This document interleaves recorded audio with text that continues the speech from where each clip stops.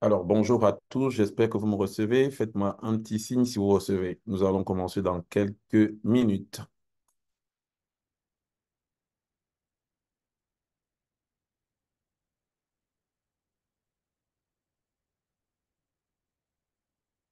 OK. Soyez la bienvenue à ce deuxième atelier du projet Bridge, ce deuxième atelier consacré, bien sûr, à cette formation sur les instruments financiers. La formation vous sera déroulée par des experts que vous aurez l'occasion d'apprécier, dont vous aurez l'occasion d'apprécier l'immensité du talent. Donc, mais bien avant d'arriver à ce niveau-là, permettez-moi déjà de dérouler le programme qui sera le nôtre tout au long de cette journée. Donc voilà, slide, next slide.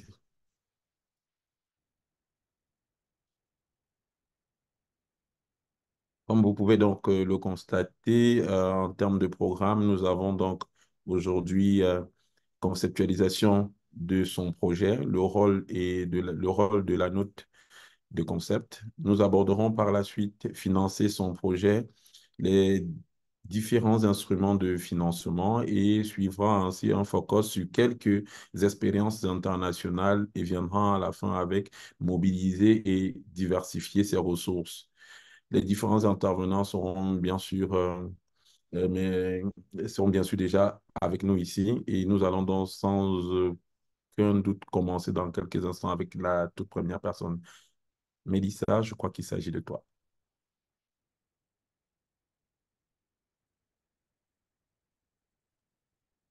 Hum, Oh, ok. merci. Je pensais que la présentation, on se présente ou les présente les objectifs de la séance?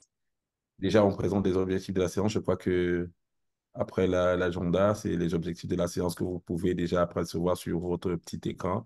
Donc, les objectifs de la séance, il sera question globalement de présenter les différentes sources de financement mobilisables aux différentes étapes du cycle de projet, de discuter sur les concepts suivants: optimisation des sources de revenus propres, financement mixte, partenariats publics-privés locaux, instruments innovants, agrégation des projets locaux. Par la suite, je crois qu'on aura l'opportunité de présenter des études de cas africains et internationaux de mobilisation de financement pour des projets climatiques locaux et des projets sensibles au genre. Nous enchaînerons avec comment poser les jalons d'une stratégie de mobilisation et de diversification des ressources efficaces pour les médiateurs de connaissances. Je crois que c'est un peu ça, les objectifs de cette session. Mélissa, à toi de jouer maintenant. Merci beaucoup, Blondel. Bonjour à tous. Bon après-midi à tous.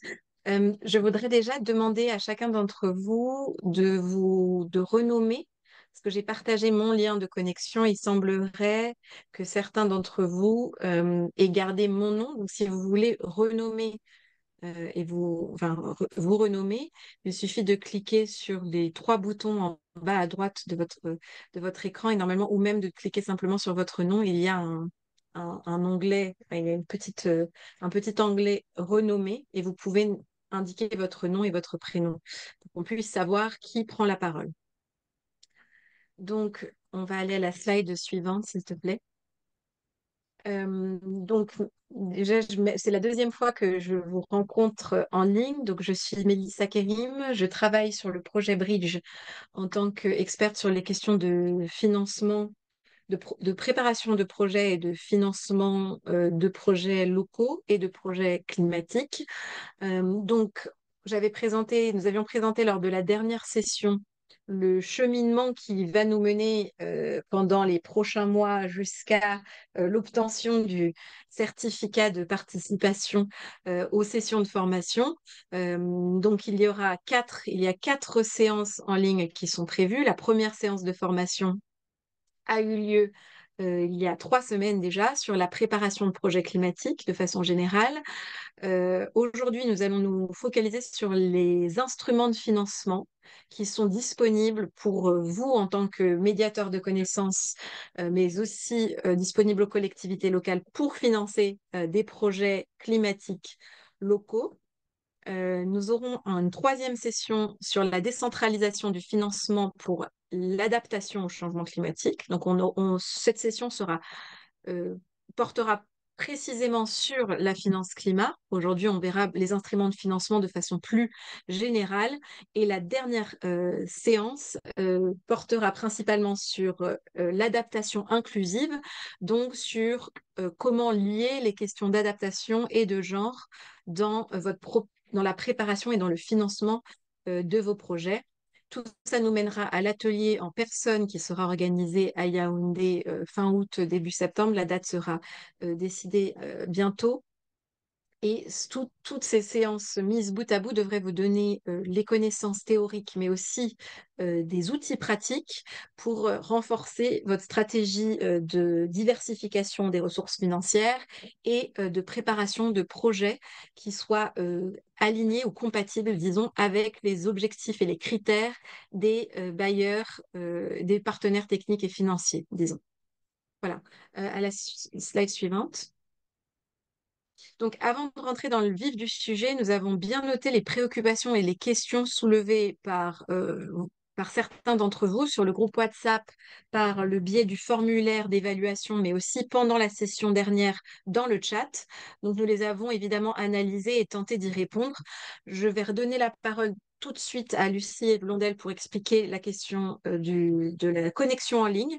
Mais pour pour ce qui est des autres points, vous aviez notamment mentionné que vous compreniez qu'il y avait des difficultés pour comprendre pourquoi les sessions étaient à la fois dédiées aux FECOM et aux acteurs de la société civile. Donc, j'insiste sur le fait que le projet Bridge euh, se, est dédié aux médiateurs de connaissances, pardon, euh, aux médiateurs de connaissances. Donc, donc c'est vous, les intermédiaires qui travaillent entre les acteurs internationaux, qui travaillent avec les collectivités locales et qui ont cette capacité de, qui ont un rôle très important, et nous le verrons dans la session 4, pour notamment comprendre les besoins des collectivités, mettre plusieurs projets ensemble, mais aussi comprendre les attentes et les préoccupations des bailleurs, notamment sur les questions de changement climatique. Ensuite, certains nous ont demandé quels sont les bénéfices de ces formations pour les acteurs de la société civile.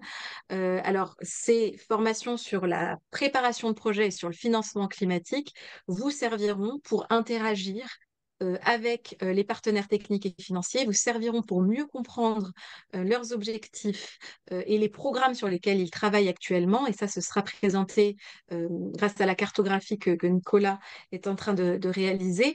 On vous présentera ça la semaine prochaine. Mais donc, toutes ces formations vous aideront à mieux comprendre le panorama des sources de financement. Donc, je pense que ça vous sera utile dans le cadre du projet Bridge, mais aussi au-delà. Et concernant le mélange des acteurs techniques et moins techniques, donc en effet, dans chacune des sessions, nous avons des slides qui parlent du contexte et qui sont plus vastes et des slides beaucoup plus techniques. Mais il fallait un peu un mélange des deux pour vous permettre conjointement, tous ensemble au sein de vos organisations, mais aussi entre vous, de monter des projets. Le montage de projet nécessite toujours finalement un assemblage entre les acteurs qui ont la vision stratégique et ceux qui ont les compétences et les connaissances techniques. Lucie Blondet, je vous laisse la parole sur la question de la formation en ligne.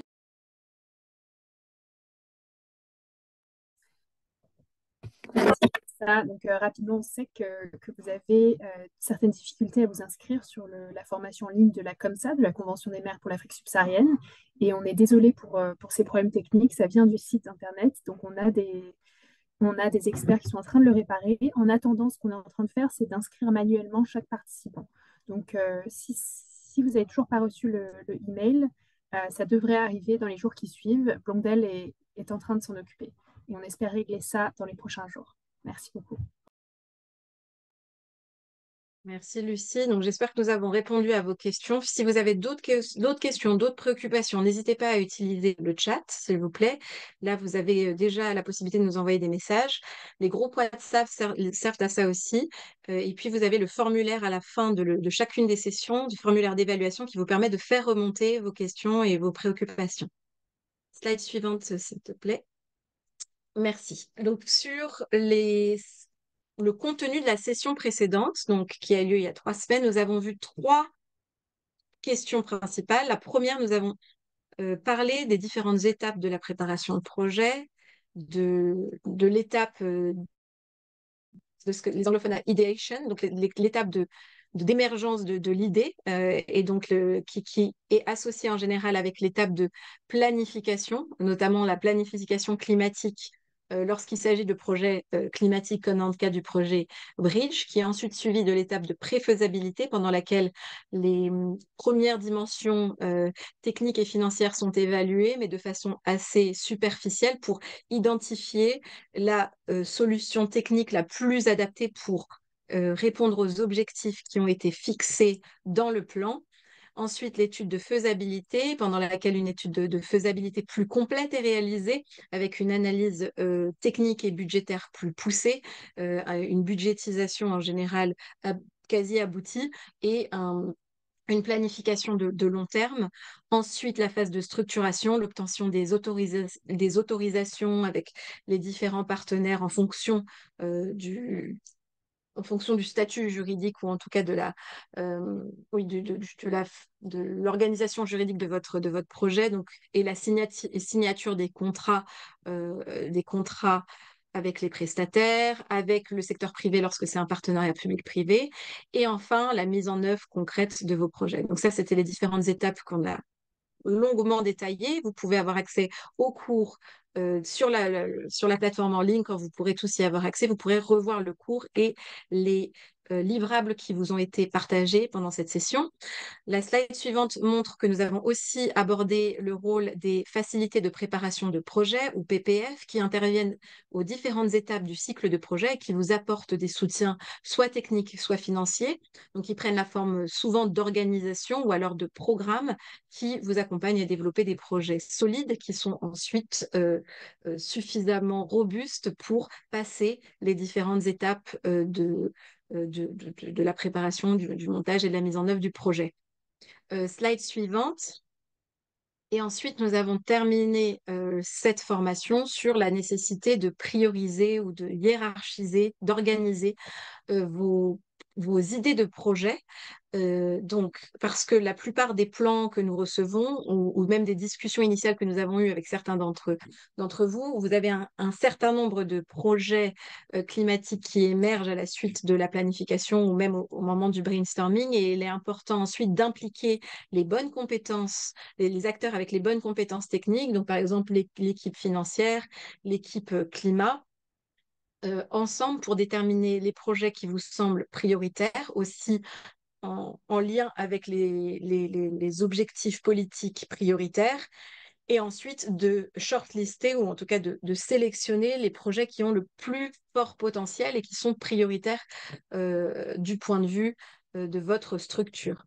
Et donc, une fois que ce travail est fait, il est important de pouvoir rédiger des notes conceptuelles solides, et Stéphanie va vous les présenter, qui comprennent un certain nombre d'informations que demandent systématiquement les bailleurs, notamment, ainsi que les partenaires techniques et financiers avec lesquels nous travaillons. Stéphanie, je te laisse la parole. Merci Mélissa. Oui, alors ces notes de concept, Nicolas, je pense que tu peux passer à la slide suivante. Donc, comme le disait Mélissa, c'est vraiment une étape initiale de la préparation de projet. La note de concept telle qu'on l'entend ici, c'est une note de concept qui vous permettra de postuler aux différents appels d'offres des facilités de préparation de projet pour le développement d'une étude de pré-faisabilité ou une étude de faisabilité. Donc, c'est vraiment un stade qui est même antérieur à l'étude de pré-faisabilité. Ce qui est important de savoir, c'est que cette note de concept, elle peut être développée en interne.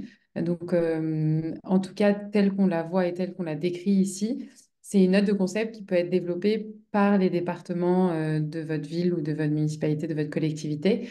Et c'est l'étape cruciale qui permet d'ensuite pouvoir obtenir un soutien externe pour développer un peu plus le projet. Donc, l'objectif de la note de concept, c'est de décrire un projet qui est actionnable.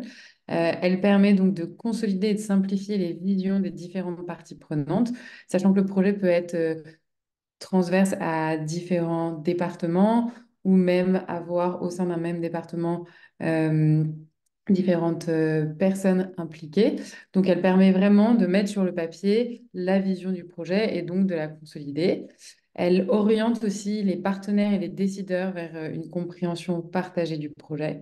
Et elle identifie les domaines prioritaires d'analyse et toutes les données qui seraient à collecter pour développer plus précisément le projet. Et ça, c'est un point qui est très important quand ensuite on va partager ces notes de concept avec des facilités de préparation de projet, parce que pour les facilités de préparation de projet, très important de comprendre où est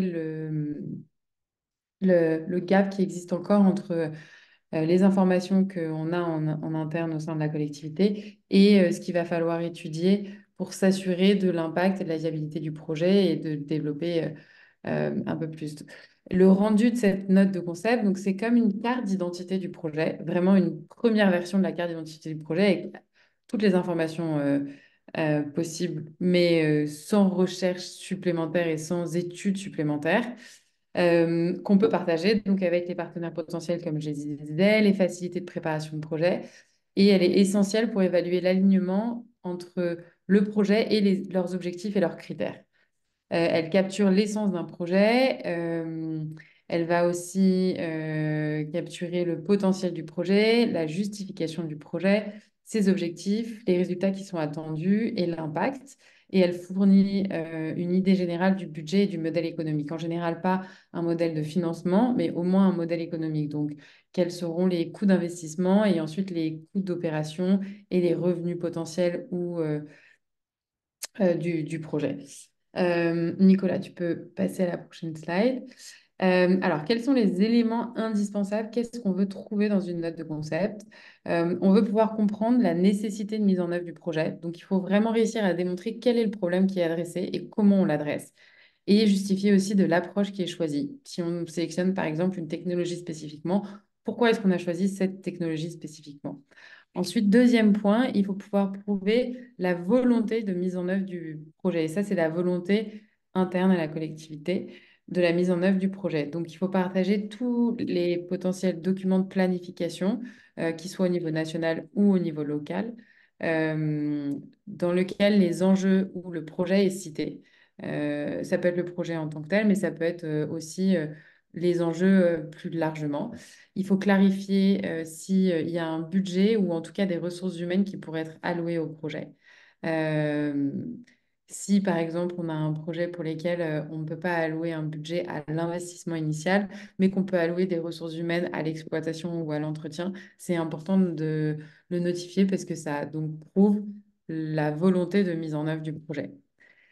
Troisième point ensuite, après avoir prouvé la nécessité de mise en œuvre et la volonté de mise en œuvre, c'est s'appuyer sur les expériences et les données et les études existantes. Tout ce qu'on peut, euh, tout ce qu'on peut imager et détailler avec des pilotes, des études, des analyses de marché, tout ce qui va donner de la substance à notre note de concept, des chiffres. On peut commencer à avoir une idée de l'impact euh, climat et faire une première mesure de l'impact climat, donc tout ce qui peut être estimé. Et je pense que là, c'est important aussi de dire que même si on n'a pas des données exactes, si on arrive à pouvoir estimer des choses dans la note de concept, et on verra après exactement quels sont les différents paragraphe de la note de concept, enfin, quel est le template de la note de concept, vous verrez. Mais même si on n'arrive pas à avoir des données exactes et qu'on arrive à estimer des choses, c'est important de le faire. Il faut toujours pouvoir bien expliquer comment est-ce qu'on est arrivé à cette estimation, mais c'est important pour la personne qui va recevoir la note de concept d'avoir quand même accès à ces estimations. Donc, si on a des données exactes, c'est idéal. Si on n'en a pas, mais qu'on arrive à estimer des choses en expliquant comment on les a estimées, quelles sont les hypothèses et la logique qui sont derrière ces estimations, c'est aussi, ça a beaucoup de valeur. Donc ensuite, quatrième point et quatrième élément indispensable de la note de concept, c'est la présentation du modèle économique et opérationnel et prouver que ce modèle est réaliste. Donc, quel sera le modèle économique et opérationnel? Quels sont les principaux risques auxquels on est confronté et comment est-ce qu'on va adresser ces risques pour bien pouvoir montrer qu'on a pensé aux risques et aux difficultés et qu'on a élaboré un plan pour les adresser. Ensuite, cinquième point de la note de concept, c'est l'analyse de l'environnement du projet. Donc, quelles sont les réglementations, tous les processus administratifs, toutes les accès dont on va avoir besoin. Donc ça, c'est un premier pan administratif et réglementaire. Et ensuite, il y a toute une partie de l'éducation et la sensibilisation qui va être nécessaire. Si on a, par exemple, des comportements dans la population qu'on doit amener à changer un petit peu sur les projets, par exemple, de traitement des déchets, il y a souvent une partie d'éducation et de sensibilisation de la population pour qu'il y ait un meilleur triage des déchets. Donc, dans beaucoup de projets, il y a tout un aspect d'environnement du projet, éducation, sensibilisation, qui est important de bien exposer dans la note de concept. Ensuite, autre élément indispensable, c'est comment est-ce que on prépare l'implémentation. Quelle est la disponibilité des ressources, des compétences nécessaires? Est-ce qu'on a déjà trouvé un lieu pour notre projet en termes de matériaux, en termes de partenaires techniques? Est-ce qu'il y a déjà des partenaires qui seraient prêts à mettre en œuvre notre projet, qui ont la compétence pour nous aider, par exemple, sur un projet d'infrastructure à construire le projet? Donc, vraiment montrer qu'on a déjà cette vision de long terme d'implémentation et qu'on a déjà aligné les essentiels pour l'implémentation du projet. Et ensuite, des aspects ESG, donc environnementaux, sociaux et de genre, qui sont à inclure dans la note de concept. Donc voilà, ça vous donne une idée un peu des 7 éléments indispensables qu'on doit retrouver dans une note de concept, euh, en tout cas tel qu'on l'entend nous. Nicolas, est-ce que tu pourrais aller sur la prochaine slide? Je pense que d'expérience, et peut-être que Mélissa, tu voudras dire un mot là-dessus, je sais que c'est une discussion qu'on avait eue aussi avec Lucie. Il y a un élément qui est extrêmement important dans une note de concept, mais qui est souvent un peu faible, c'est la logique climatique. Les notes de concept, elles doivent vraiment avoir très forte, un très fort argument climatique. Et donc là, je voulais juste, avant qu'on passe en revue toutes les catégories de la note de concept, et ce sera un template qui vous sera partagé, je voulais juste qu'on fasse une petite pause sur qu'est-ce qu'une logique climatique, parce que c'est vraiment primordial dans la note de concept. Et on va le faire au travers d'un exemple. Alors d'abord, pourquoi est-ce que c'est important? C'est parce que cette note de concept, elle est adressée à des facilités de préparation de projet ou à d'autres investisseurs ou d'autres partenaires. Et donc, ces facilités de préparation de projet et autres partenaires ont un mandat très spécifique qui est soit d'atténuer, soit d'adapter au changement climatique. Et donc, ont besoin de retrouver dans les notes de concept assez clairement comment est-ce que ces projets-là vont pouvoir répondre à leur mandat à eux. Donc, en prenant l'exemple de la gestion des déchets solides, pour développer une logique climatique, d'abord, il faut construire l'histoire. Donc, dans cet exemple-là, en raison du changement climatique, des précipitations extrêmes sont plus fréquentes. En raison de l'insuffisance de la collecte et des traitements de déchets, les déchets s'accumulent dans les égouts, ce qui augmente le risque d'inondation en cas de précipitation extrême. La zone inondée risque donc d'être contaminée par les déchets. Donc ça, c'est vraiment l'histoire. Ensuite, il faut montrer la véracité de l'histoire en fournissant les données. Encore une fois, ça revient à ce que je disais de tout ce qui peut être soutenu par des données, c'est important de le faire. Donc là, dans cet exemple, on va avoir des données pluviométriques historiques montrant la différence entre les régimes pluviométriques, si possible, fournir des modèles qui confirment la tendance, donc avec plus en plus de pluies extrêmes. Les données historiques sur les inondations, combien il y a eu d'inondations, quelle était la taille des inondations, et éventuellement aussi quels ont été le nombre de la population qui a été touchée par ces inondations, si on arrive à pouvoir estimer ça. Et la troisième point, la description de la gestion actuelle des déchets et les données prouvant que les déchets bloquent le système. Donc, essayer de schématiser un peu comment est-ce que se passe la gestion, collecte et traitement des déchets actuellement. Et prouver que les déchets bloquent le système de drainage, ça peut vraiment être des photos de la situation actuelle lors d'une précipitation extrême et de montrer que le système de drainage est donc bloqué par les déchets. Donc, c'est vraiment démontrer autant qu'on peut l'histoire qu'on vient de donner. Et ensuite, on va s'appuyer aussi sur des indicateurs. Donc, par exemple, combien d'hectares de terre ou combien de ménages ne seraient pas inondés en cas de précipitation extrême si le projet était mis en œuvre. Donc là, ce qu'on a fait vraiment, c'est quelle est la situation, comment est-ce qu'on prouve la situation et si on venait à mettre en place ce projet, quelle serait la nouvelle situation et donc quels sont les indicateurs utiles à retenir. Et ça va être les indicateurs que les facilités de préparation de projet ou autres partenaires auxquels ces acteurs vont être très sensibles. Donc si on leur dit notre projet permettrait à tel nombre de ménages de ne pas être inondés en cas de précipitation extrême, sachant qu'on a bien prouvé qu'il y avait de plus en plus de précipitations et que notre projet allait pouvoir réduire le nombre de victimes lors des précipitations. Donc ça, c'est typiquement un projet d'adaptation et c'est une logique climatique qui est détaillée et qui va donc permettre aux différents partenaires de s'assurer qu'il y a une concordance entre le projet et leur mandat. Nicolas, tu peux aller sur la prochaine slide. Et donc, pour terminer, je vais vous passer en revue un modèle de note conceptuelle, donc en 3 temps. On pourra vous partager ce modèle de note conceptuelle. L'idée était de rendre cette note conceptuelle la plus exhaustive possible pour que les informations qui soient consolidées soient suffisantes pour répondre à la plupart des appels d'offres des différentes facilités de préparation de projet.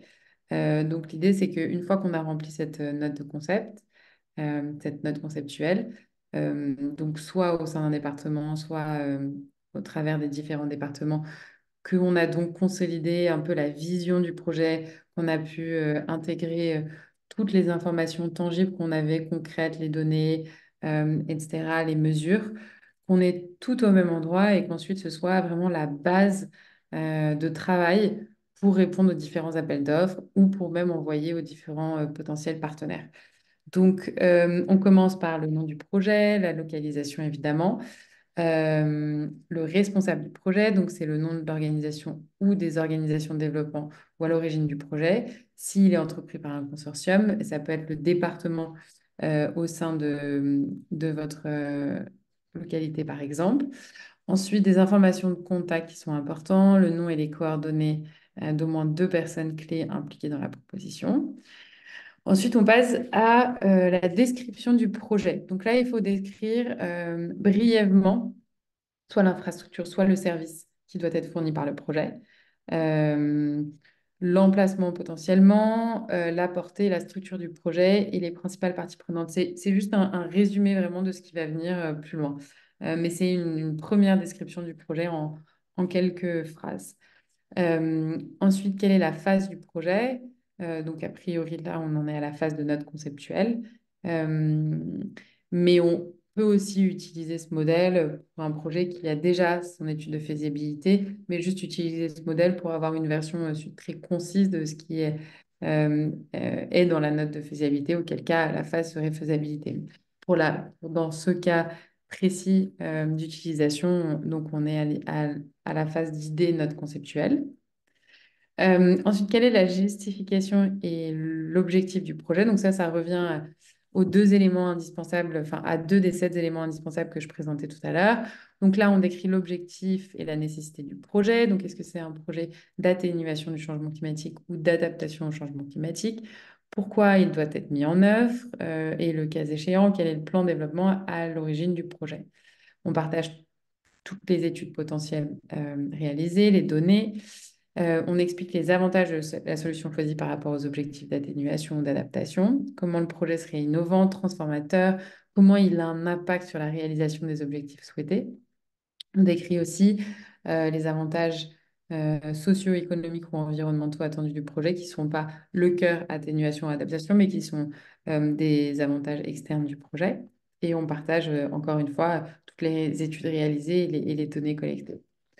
Nicolas, tu peux aller sur la suite. Ensuite, quels sont les résultats attendus du projet? Donc, qu'est-ce qui est euh, attendu du projet en termes tout ce qui peut être quantifiable. Ça peut être un nombre d'installations construites pour des services fournis. Ça peut être, si c'est des déchets, des tonnes de déchets qui vont être collectés et traités. Donc, ouais, taille d'installation, nombre de personnes ou de ménages desservis, quantité d'eau propre ou d'énergie électrique fournie.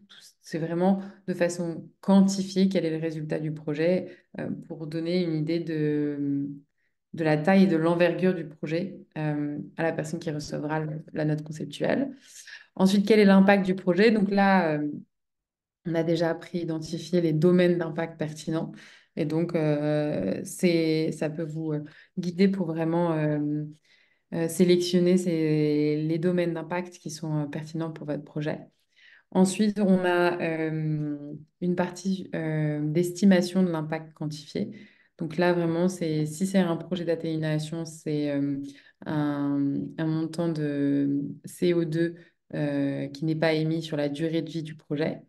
Et si c'est un projet d'adaptation, ça peut être c'est souvent un nombre de bénéficiaires directs ou en pourcentage de la population référente.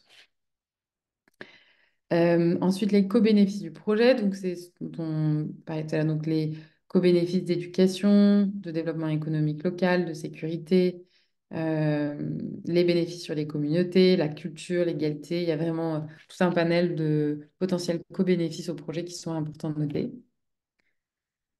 Nicolas, tu peux aller sur la prochaine slide, s'il te plaît. Et enfin, l'alignement sur les priorités locales et nationales. Donc, quels sont les plans qui font référence à ce projet spécifiquement ou alors à l'objectif de ce projet. Donc, c'est important de les noter avec des références très exactes et toutes les réglementations et approbations, donc les règlements, les statuts, les enregistrements, approbations nécessaires à la mise en place du projet. Donc ça, c'est toute la première partie de la note conceptuelle, donc qui peut être développée en interne. On a ensuite toute une partie qui est plus sur le modèle économique, sur des premières estimations financières du projet. Et ce sera quelque chose qu'on vous présentera quand on aura ce module de formation en personne, parce que c'est quelque chose qui est plus simple voilà, à partager en personne, mais c'est ce modèle de... on vous partagera le modèle entier de la note conceptuelle, mais là, je voulais vous présenter déjà au moins ces trois parties-là, qui sont vraiment utiles pour consolider la vision sur un projet, faire vraiment communiquer le besoin de mise en œuvre, communiquer l'impact que peut avoir un projet, tout le rationnel derrière le choix d'un projet spécifique, d'une technologie ou d'un lieu spécifique, donner une idée de l'impact du projet. C'est vraiment beaucoup d'informations qui vont permettre de susciter l'intérêt de partenaires potentiels sur le projet.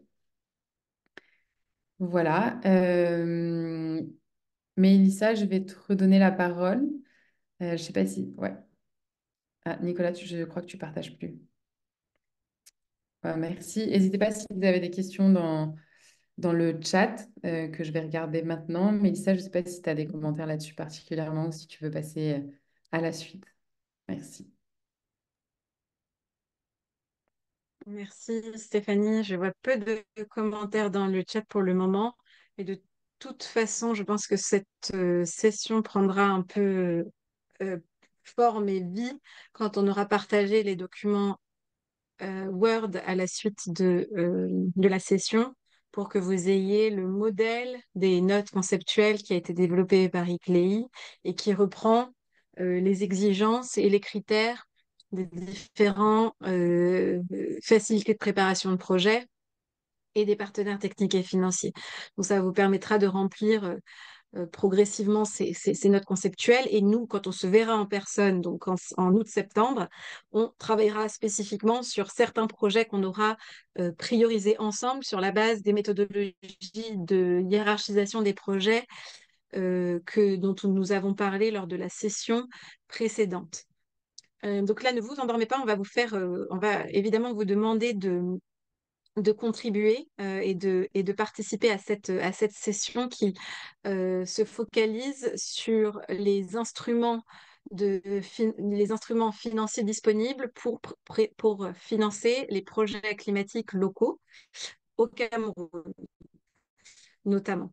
Mais on va commencer par un panorama général. Donc, si on va à la slide suivante, là, j'ai remis certaines définitions que nous avons vues la semaine dernière sur la préparation de projet, mais aussi sur le financement climatique qui fait évidemment référence au financement local, national ou transnational provenant de sources de financement public, privé, alternatifs qui visent à soutenir les mesures d'atténuation et d'adaptation. On l'avait vu la semaine dernière, on le verra encore plus en détail la semaine prochaine et on travaillera beaucoup sur la finance climat urbaine, mais je commence toujours par remettre quelques définitions pour qu'on soit tous sur la même longueur d'onde. Donc si tu fais la slide suivante, Nicolas.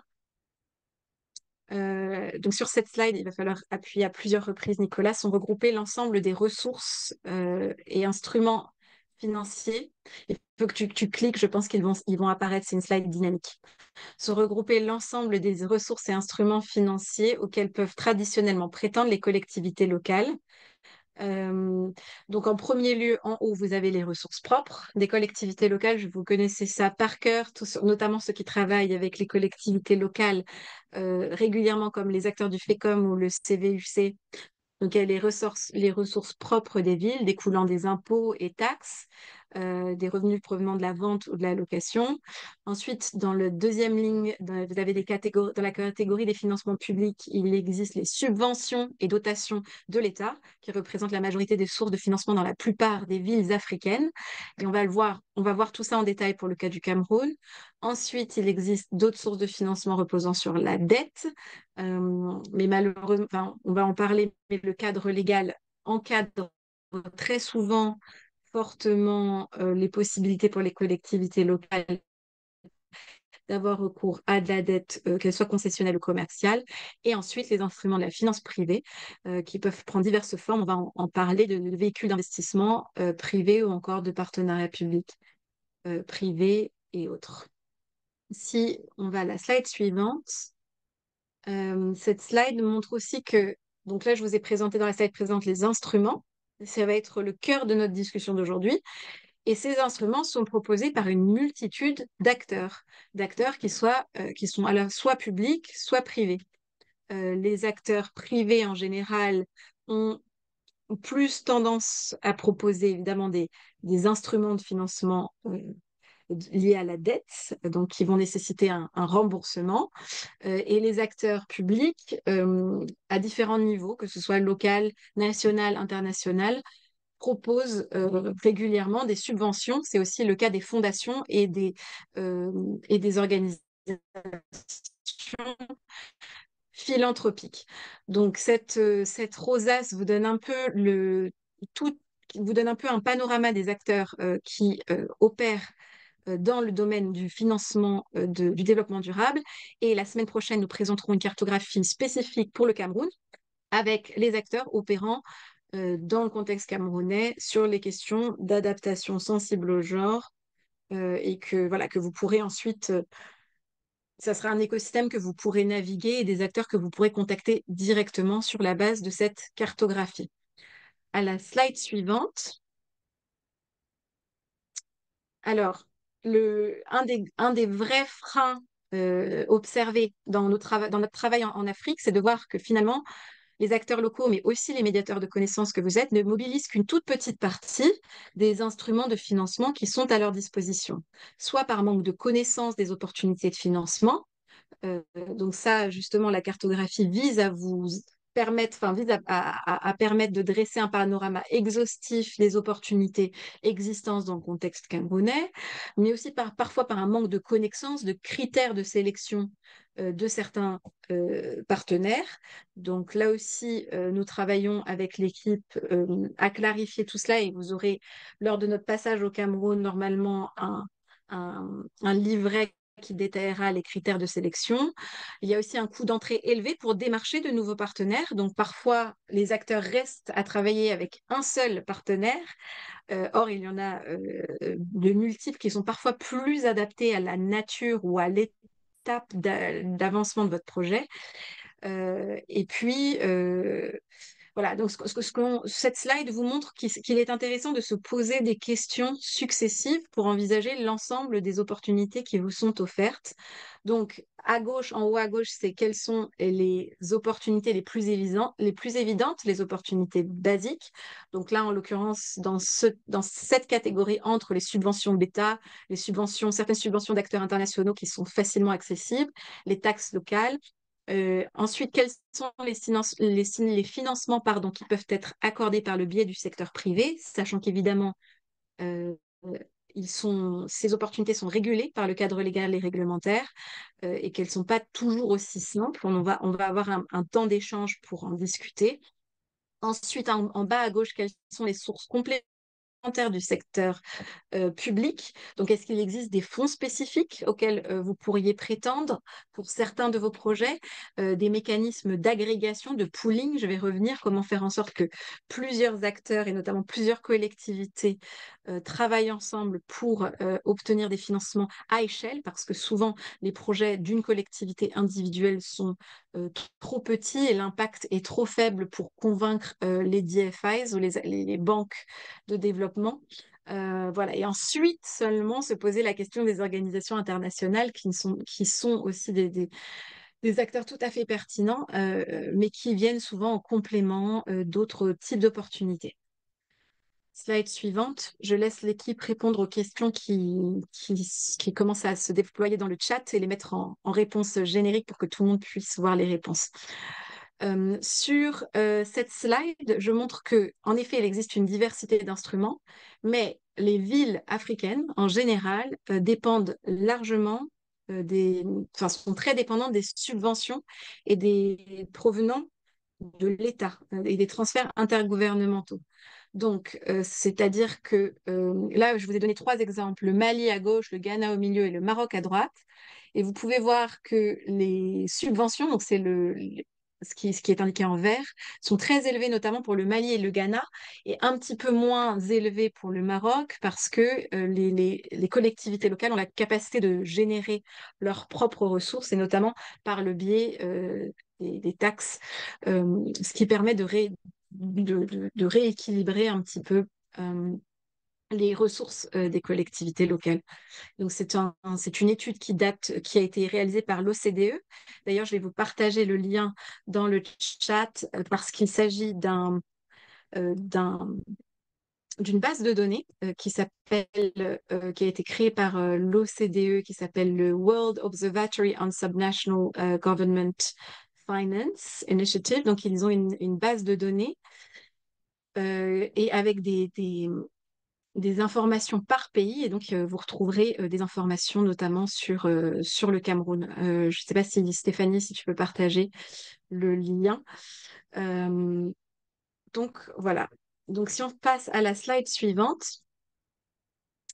Donc là, si on se focalise sur les instruments disponibles pour les projets locaux au Cameroun. Si on va à la slide suivante, on va reprendre l'ensemble, pardon Nicolas, il faut repasser. On va reprendre donc l'ensemble des instruments que l'on a vus précédemment et on va les passer en revue pour voir ce qui existe et ce qui est déjà en place au Cameroun et je vais vous laisser la parole pour compléter. Donc, s'agissant tout d'abord des ressources propres, si on va à la slide suivante. Donc, tu peux revenir, merci. Donc, déjà, je vais donner les définitions. Donc, les impôts et taxes, vous connaissez certainement, mais il existe selon les contextes différents types de taxes locales, des taxes d'habitation, taxes foncières, la contribution économique territoriale, taxes sur les véhicules à moteur. Il en existe une grande diversité. Donc ça, alors, elles peuvent être soit gérées directement par les collectivités locales, soit gérées par un intermédiaire qui a été créé pour collecter et redistribuer, soit gérées par l'État qui redistribue ensuite. La redevance, c'est un peu différent. Donc, c'est un paiement de la part des utilisateurs pour l'utilisation des infrastructures et ou de ces services. Par exemple, à Abidjan, en Côte d'Ivoire, enfin, voilà, il y a des paiements pour traverser un pont. Donc, c'est considéré comme redevance qui sont redistribuées ensuite à certaines collectivités locales. Frais et tarifs, ça peut être par exemple les frais de permis de construire, les tarifs pour l'accès à certains services publics, les frais d'entrée au parc, les amendes pour non-conformité environnementale. Voilà, et ce sont simplement quelques exemples. Donc si on passe à la slide suivante. Donc là, ce sont des chiffres que j'ai retirés qui concernent le Cameroun, donc qui concernent les recettes fiscales pour les collectivités locales. Donc les recettes fiscales représentent selon l'Observatoire du développement local Gilbert Biolay, une grande majorité des recettes de fonctionnement des communes. Donc, ça représentait, par exemple, en 2016, 78,7% des ressources des collectivités locales. Donc, si on passe à la slide suivante, on voit qu'évidemment, ces ressources varient en fonction des collectivités locales, en fonction de leur localisation et des régions, mais justement, l'État a le mandat de, euh, de compenser ces déséquilibres, notamment par l'intermédiaire du FECOM à qui nous allons laisser la parole. Si on va à la slide suivante, je passe assez rapidement parce que le plus important, c'est que vous ayez le temps de discuter de la situation au Cameroun. Donc, sur les autres subventions et dotations de l'État, donc, encore une fois, une subvention, c'est un financement sans attente de remboursement ou de rémunération. Donc, c'est un don financier finalement accordé en général, donc soit par l'État, soit par une banque publique principalement à un bénéficiaire qui, dans le cadre des projets locaux, les bénéficiaires sont souvent les collectivités locales. Et donc, les dotations, elles, sont versées par l'État aux collectivités locales. Elles répondent majoritairement à une logique de compensation. Mais donc là, sur la subvention, donc je vous mettais simplement des éléments de définition. Et donc, les simples problèmes, défis de la subvention, c'est qu'en général, ils sont limités dans le temps et donc ne sont pas forcément durables et que souvent, euh, ils sont conditionnels, pardon. Donc, par exemple, si c'est une subvention accordée par l'AFD, il peut y avoir un certain nombre de conditions que doivent remplir, que ce soit les médiateurs de connaissances ou la collectivité locale. Si on va à la slide suivante, pardon. Donc là, je voulais parler donc des dotations qui sont versées par l'État aux collectivités et qui répondent, elles, majoritairement à une logique de compensation, ce qui n'est pas toujours le cas pour les subventions. Et donc, elles visent à stabiliser les budgets locaux. Elles peuvent être utilisées pour compenser le coût, par exemple, des transferts de compétences. Donc, c'est le cas de la dotation générale de la décentralisation que j'ai mise ici, celle du Cameroun. Mais ça peut aussi être pour compenser les allègements d'impôts locaux ou l'assujettissement des collectivités territoriales à l'impôt national. Ça peut être aussi utilisé pour réduire les inégalités de ressources entre les collectivités locales, et c'est vraiment le cas au Cameroun. On a vu la différence de revenus en fonction des collectivités locales. Et donc, ce serait des dotations de péréquation. Et puis aussi, ça peut être utilisé pour orienter, les dotations peuvent être utilisées pour orienter l'action des collectivités, donc les inciter à développer des actions en faveur d'une certaine politique sectorielle, par exemple des actions climatiques, d'environnement ou de tourisme. Donc là, en l'occurrence, on voit sur cette slide que la dotation générale de la décentralisation au titre de l'exercice 2023 avait été fixée par ce décret qui fixe aussi le montant total. Et donc, je voulais aussi connaître votre expérience sur les dotations et sur les possibilités d'influencer ou d'utiliser certaines de ces dotations pour encourager le développement de projets locaux climatiques au Cameroun. Si on passe à la slide suivante, Nicolas, s'il te plaît. Ensuite, il y a évidemment la question de la dette. Je comprends, mais de même, nous laisserons la parole aux aux acteurs du FECOM et à vous tous, je comprends que les collectivités locales n'ont pas la possibilité légale de contracter une dette sur le marché financier, donc pas de dette commerciale, mais qu'elles peuvent avoir une petite dette très encadrée auprès du FECOM pour 2 ans maximum, si je ne me trompe pas. Donc, on constate donc que les possibilités de dette sont très encadrées. Donc, si on va à la slide suivante, je distingue entre dette concessionnelle et la dette commerciale. Donc là, évidemment, la dette concessionnelle est une dette qui est accordée à des conditions préférentielles, ce qui veut dire que le prêt est inférieur au taux du marché et en général assorti de périodes de remboursement qui sont plus longues. Donc, quand la collectivité locale contracte un prêt auprès de l'AFD, par exemple, de Banque publique de développement type l'AFD ou la Banque mondiale, en général, les taux pratiqués sont inférieurs à ceux du marché. Euh, et voilà, ont des conditions préférentielles. Ce n'est pas le cas de la dette commerciale, si on va à la slide suivante. Je crois que c'était... non, pardon, donc c'était toujours celle d'avant. Donc ça, ce sont des prêts qui sont accordés par des banques. Dans ce cas-là, ça peut être public, privé ou commercial, mais aux conditions du marché.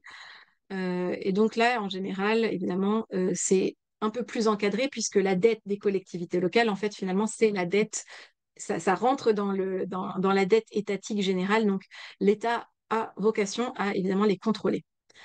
On a ensuite les obligations, slide suivante, les obligations générales ou affectées. Donc, c'est une dette publique émise sur le marché des capitaux par des entités souveraines, donc par des villes. Et ce sont elles sont affectées quand elles sont financées par les revenus générés par des projets identifiés, alors que les obligations générales peuvent être remboursées par une grande variété de sources. Donc, par exemple, vous avez certainement entendu parler des green bonds ou des emprunts les obligations vertes qui permettent de financer certains projets climatiques. Je vais parler de celui de Dakar dans un instant. Et donc ça, ce sont des obligations affectées en général pour financer certains projets en lien avec le changement climatique. Si on passe à la slide suivante, non, je pense on peut aussi passer celle-là. Donc là, c'était justement un exemple des fonds, des green bonds, donc des obligations vertes. Si on regarde les pays qui en ont émis, donc les villes qui viennent de pays qui en ont émis, principalement, évidemment, elles sont dans les pays du Nord, beaucoup, donc Suisse, Suède, Islande, mais aussi dans plusieurs pays. Mais ça se développe un petit peu en Afrique, notamment en Afrique du Sud. Et donc, c'est intéressant de voir l'évolution de ces obligations vertes pour envisager une évolution potentielle réglementaire qui pourrait aussi concerner le Cameroun. Ensuite, oui.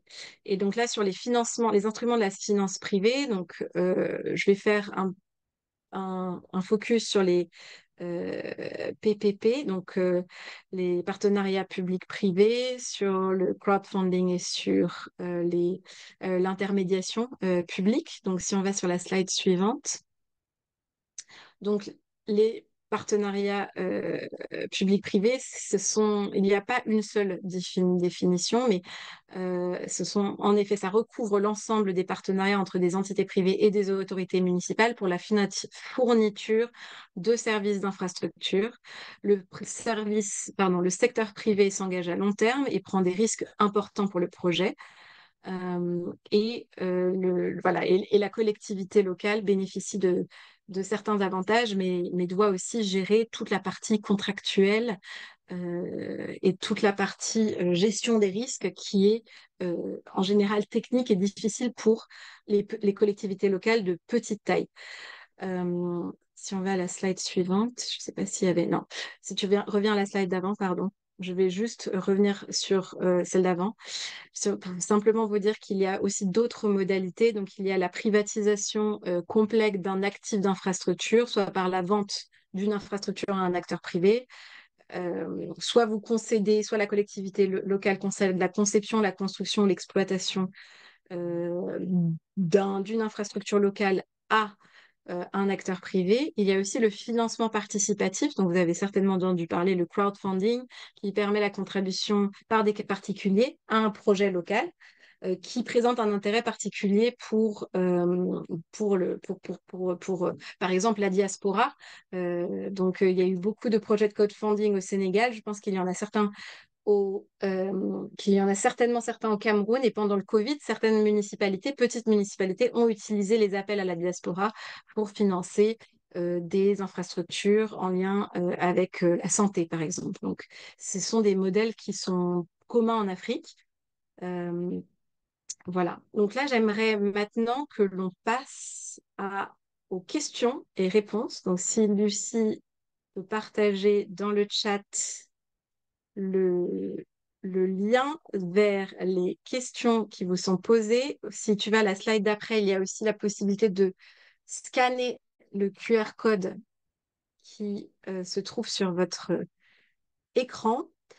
En cliquant sur le lien, vous devriez avoir accès à un questionnaire en ligne.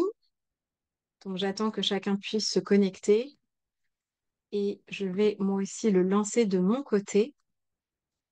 Est-ce que Nicolas, je vais essayer de partager mon écran pour que on puisse voir en temps réel les résultats.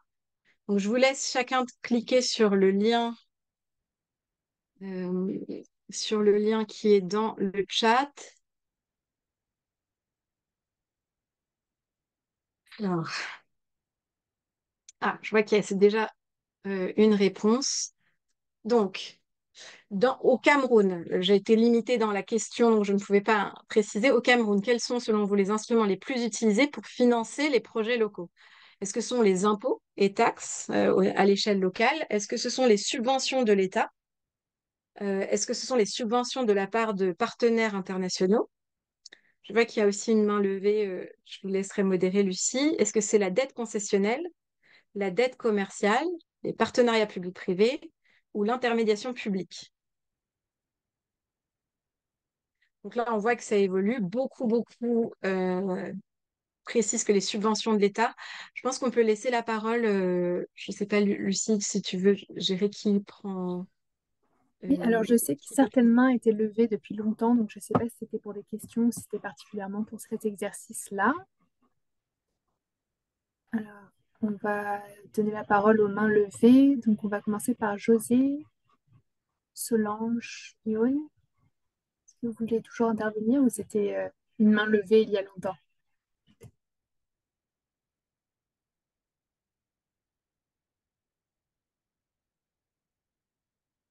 Et on va aussi donner une chance à Étienne.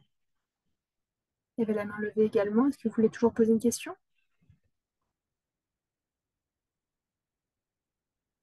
Non, je pense que c'était des anciennes mains levées. Donc, un rappel de... Oui, vous pouvez poser vos questions dans le chat directement ou lever la main si vous avez des questions. Merci, Lucie. Oui, pendant ces interactions, ces exercices interactifs, n'hésitez pas à partager vos réactions. Là, on arrive à une majorité quand même assez importante de subventions de l'État, suivie par les subventions des partenaires internationaux. J'aurais aimé comprendre pourquoi les subventions des partenaires internationaux arrivent en deuxième place. Je vois qu'il y a encore des gens qui se connectent. Il me semble, selon les analyses en tout cas réalisées par l'OCDE, que les subventions de l'État étaient en effet en première position au Cameroun pour le financement des infrastructures, donc soit directement par redistribution, soit aussi par l'action, par des subventions qui sont transférées par l'intermédiaire des intermédiaires nationaux, comme le FECOM. Est-ce qu'il y a des réactions sur ce premier résultat? Je ne sais pas si dans le chat, je regarde rapidement. Ah, le lien n'est pas utilisable. Euh, Apparemment, le lien ne fonctionne pas. Bah si, pourtant, si, alors, dans le chat, vous dites que le lien ne fonctionne pas, mais j'ai pu cliquer dessus. Gaëlle a levé la main aussi.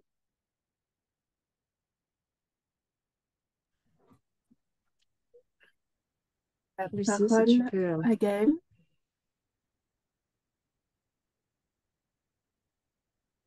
Allez-y, Gaëlle, votre micro est activé. En tout cas, Mélissa, le lien marche de mon côté, donc je pense que ça doit être des problèmes techniques individuels. C'est pas le lien. Merci. Sinon, vous allez directement sur menti.com et vous utilisez le code qui est en haut. Euh, ça va vous donner accès directement au. Allô? Allô? Oui, on vous entend, Gaëlle. Oui, oui. J'étais en train de parler par rapport à la question selon laquelle les financements des infrastructures au Cameroun sont toujours construits, sont toujours donnés à l'État. Déjà, au Cameroun, l'État, depuis des années, va enlever la construction des routes et des infrastructures au privé et au personnel. Tout est obligé de passer par, tout est obligé de passer par elle. C'est une loi qui est chez nous comme ça. Je peux garantir de visu, il y a des particuliers qui ont voulu construire des routes même dans leur village. Soit ils ont commencé, on les a demandé d'arrêter, même s'ils ont eu des autorisations de la municipalité. Mais je crois de nos jours, une permission, ou bien il y a des petites ouvertures qui sont faites, par exemple, pour des routes secondaires qui circulent dans les quartiers ou bien au fond des villages avec la mise des pavés. Ça, j'ai pu déjà voir des particuliers pouvoir le faire. Mais des routes principales, non. Ce sont des prérogatives données à l'État et toutes ces collectivités décentralisées. Mais si c'était là mon intervention. Merci beaucoup. C'est beaucoup plus clair. Est-ce qu'il y a d'autres mains levées? Je ne vois pas avec le partage d'écran. Oui, il y a une autre main levée. Est-ce que la personne peut se... Ah, la main levée est partie.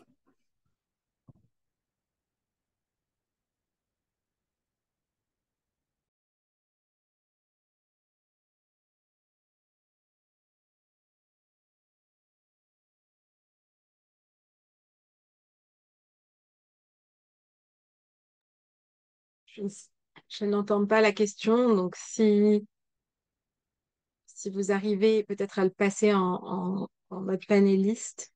En attendant, je vais lancer la deuxième question et est-ce que les personnes qui ont levé la main essayent de prendre la parole? La deuxième question, c'est quels sont les principaux obstacles pour diversifier les ressources financières des acteurs locaux? Vous devriez avoir accès, si vous avez bien cliqué sur le lien, vous devez pouvoir rentrer maintenant un mot qui devrait s'afficher, un mot ou deux qui devrait pouvoir s'afficher sur le Mentimeter. Donc, hop, pardon. Ah, excusez-moi.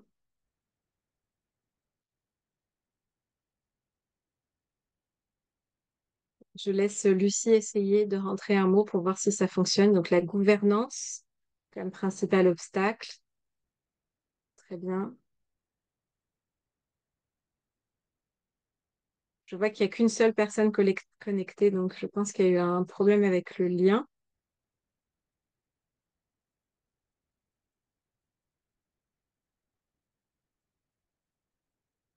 Creditworthiness.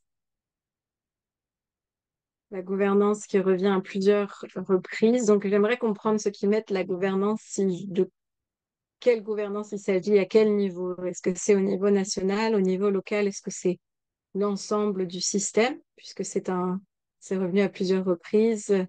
Les questions de transparence, de même, à quel niveau la transparence?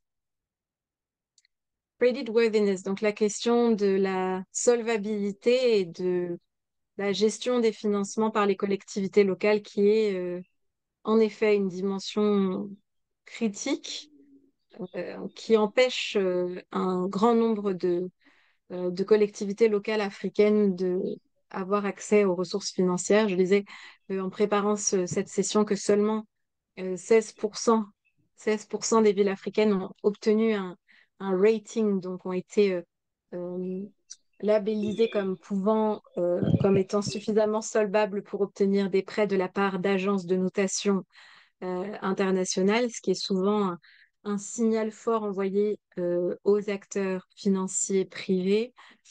Donc, la gouvernance est revenue en force, donc ça grossit au fur et à mesure que vous répondez en fonction des réponses, complexité des mécanismes. Ça, c'est un bon point puisque l'objectif du projet Bridge, c'est aussi de simplifier, de vous permettre d'avoir accès à, à des, à un guide, en tout cas, à une cartographie et à un guide de ces mécanismes financiers. Euh, Cadre législatif faible, donc le cadre légal et réglementaire qui revient à plusieurs reprises. Taxe, impôt, je ne sais pas si certains peuvent prendre la parole ou expliquer dans le chat, expliciter un peu plus en détail. La question des garanties aussi arrive sur la gauche, qui est une vraie question aussi. La garantie pour les emprunts, notamment, qui, pour beaucoup d'emprunts, même locaux, doivent être garantis par l'État. Et donc, il y a besoin voilà, d'une garantie étatique. Et ça, les acteurs internationaux l'ont bien compris. Et plusieurs mécanismes de garantie se mettent en place en Afrique. Il y a la garantie Citiris de l'AFD, mais qui pour l'instant n'a pu être déployée qu'en Afrique du Sud. Donc, voilà, et qui cherche d'autres marchés. Mais c'est vrai que la question des garanties est centrale. Maturation insuffisante, j'imagine des projets. Je ne sais pas s'il y a des réactions dans le chat ou si vous pouvez, si l'équipe peut donner la parole. Oui, alors il y a maturation insuffisante, inadequate expertise, capacité human capital, la corruption, la Oui. gouvernance locale et la transparence. Il y a aussi une main levée, donc je voulais donner la parole à la personne qui a une main levée. Vous pouvez ouvrir votre micro et poser une question.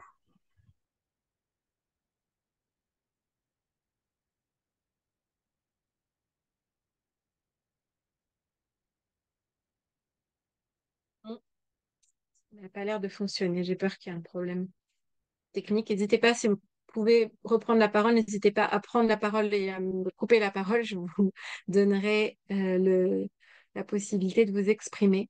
Mais je vois que tout revient aux mêmes choses, hein. Donc, il y a cinq grands termes qui reviennent. Les questions de gouvernance et qui sont alliés quand même avec d'autres points, la volonté du gouvernement.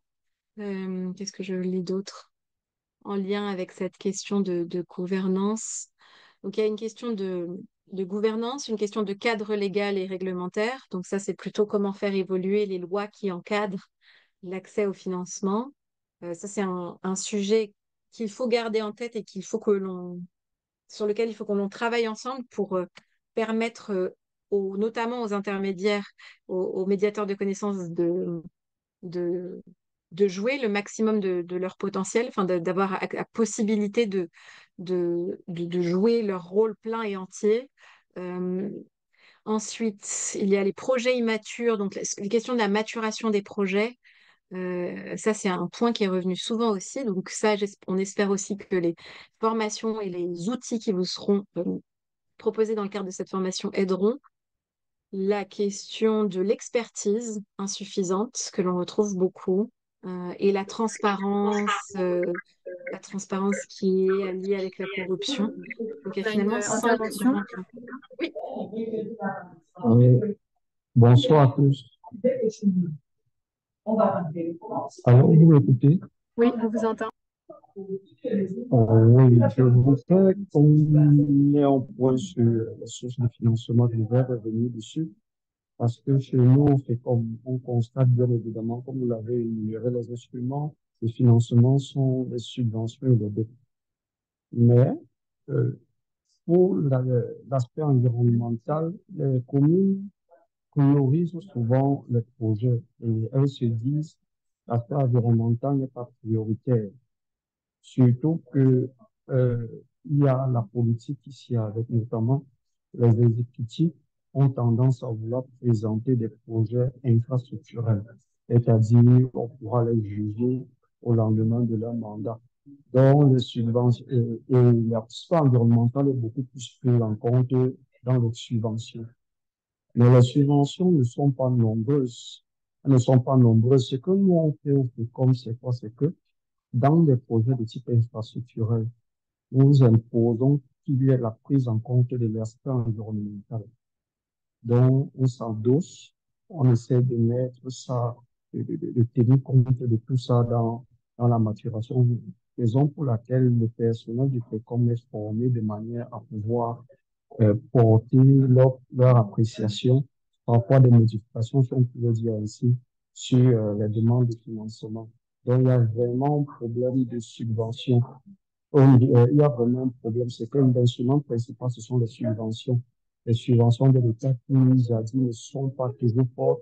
Et maintenant, nous, les bailleurs de fonds, on essaye un peu de, je veux dire, conditionner, n'est-ce pas, nos crédits parce on voudrait que cet aspect soit pris en compte. Donc, dans notre contexte, c'est juste pour situer dans le contexte que c'est le seul qui a fait les subventions parce que les communes s'adaptent difficilement pour ce genre de projet. Je vous remercie.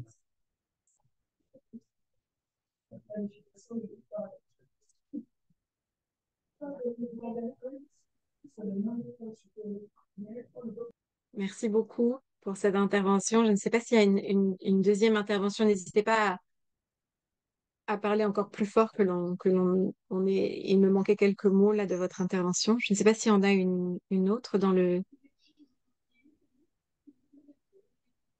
C'est tout pour l'instant. D'accord. Très bien, donc je passe à la dernière question sur les solutions. Et donc là, j'en appelle à vos solutions, mais je vois qu'il y en a déjà certaines dans le chat, hein, pour diversifier les ressources des acteurs locaux camerounais. Encore une fois, j'étais limitée, mais la question veut dire, quels sont selon vous, vous avez cité plusieurs blocages que l'on a synthétisés en cinq grandes catégories.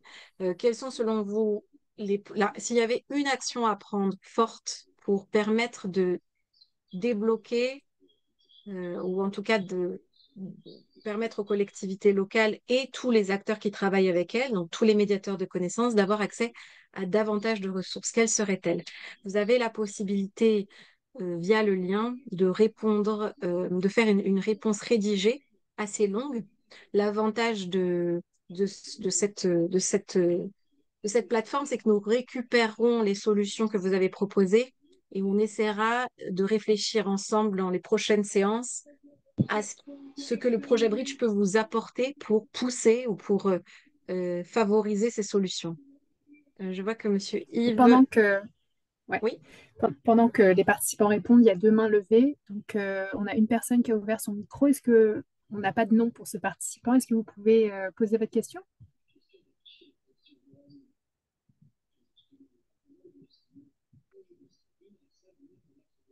Non, ok. Et pour Yves, est-ce que vous pouvez poser votre question, ouvrir votre micro et participer?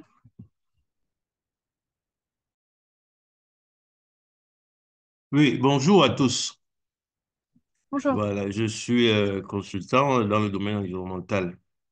Je l'ai dit, en ce qui concerne les ressources pour les collectivités territoriales décentralisées, le problème qu'on a pu noter, qu'on note, c'est souvent l'absence de compétences. Par exemple, les experts en finances climatiques comme vous, il n'y en a presque pas au Cameroun.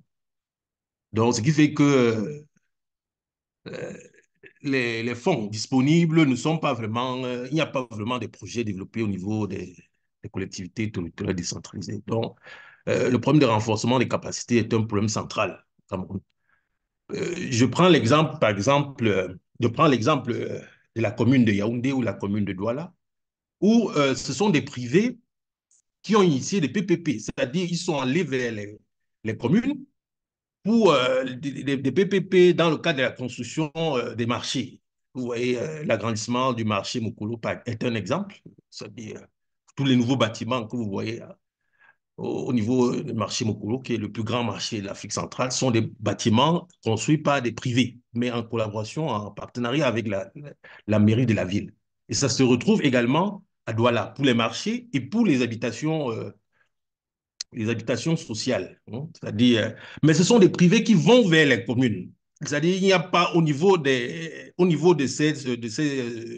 de ces institutions un appel, c'est-à-dire qu'un marketing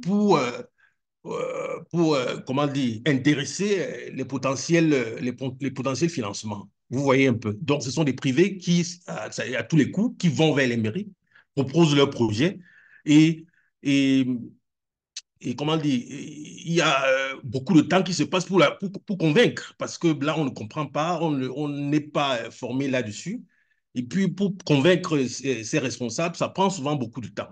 Donc, le renforcement des capacités au niveau des responsables des collectivités territoriales décentralisées est extrêmement importante. Je m'adresse ici au FECOM qui a également noté cela plusieurs fois dans ses rapports. Lorsqu'il faut passer les pouvoirs aux collectivités, on dit toujours ils ne sont pas prêts, ils ne sont pas prêts. Bon, à un moment, il faut renforcer les capacités pour qu'ils soient prêts à assumer tout, tout ce qu'on attend d'eux. Vous voyez. Merci.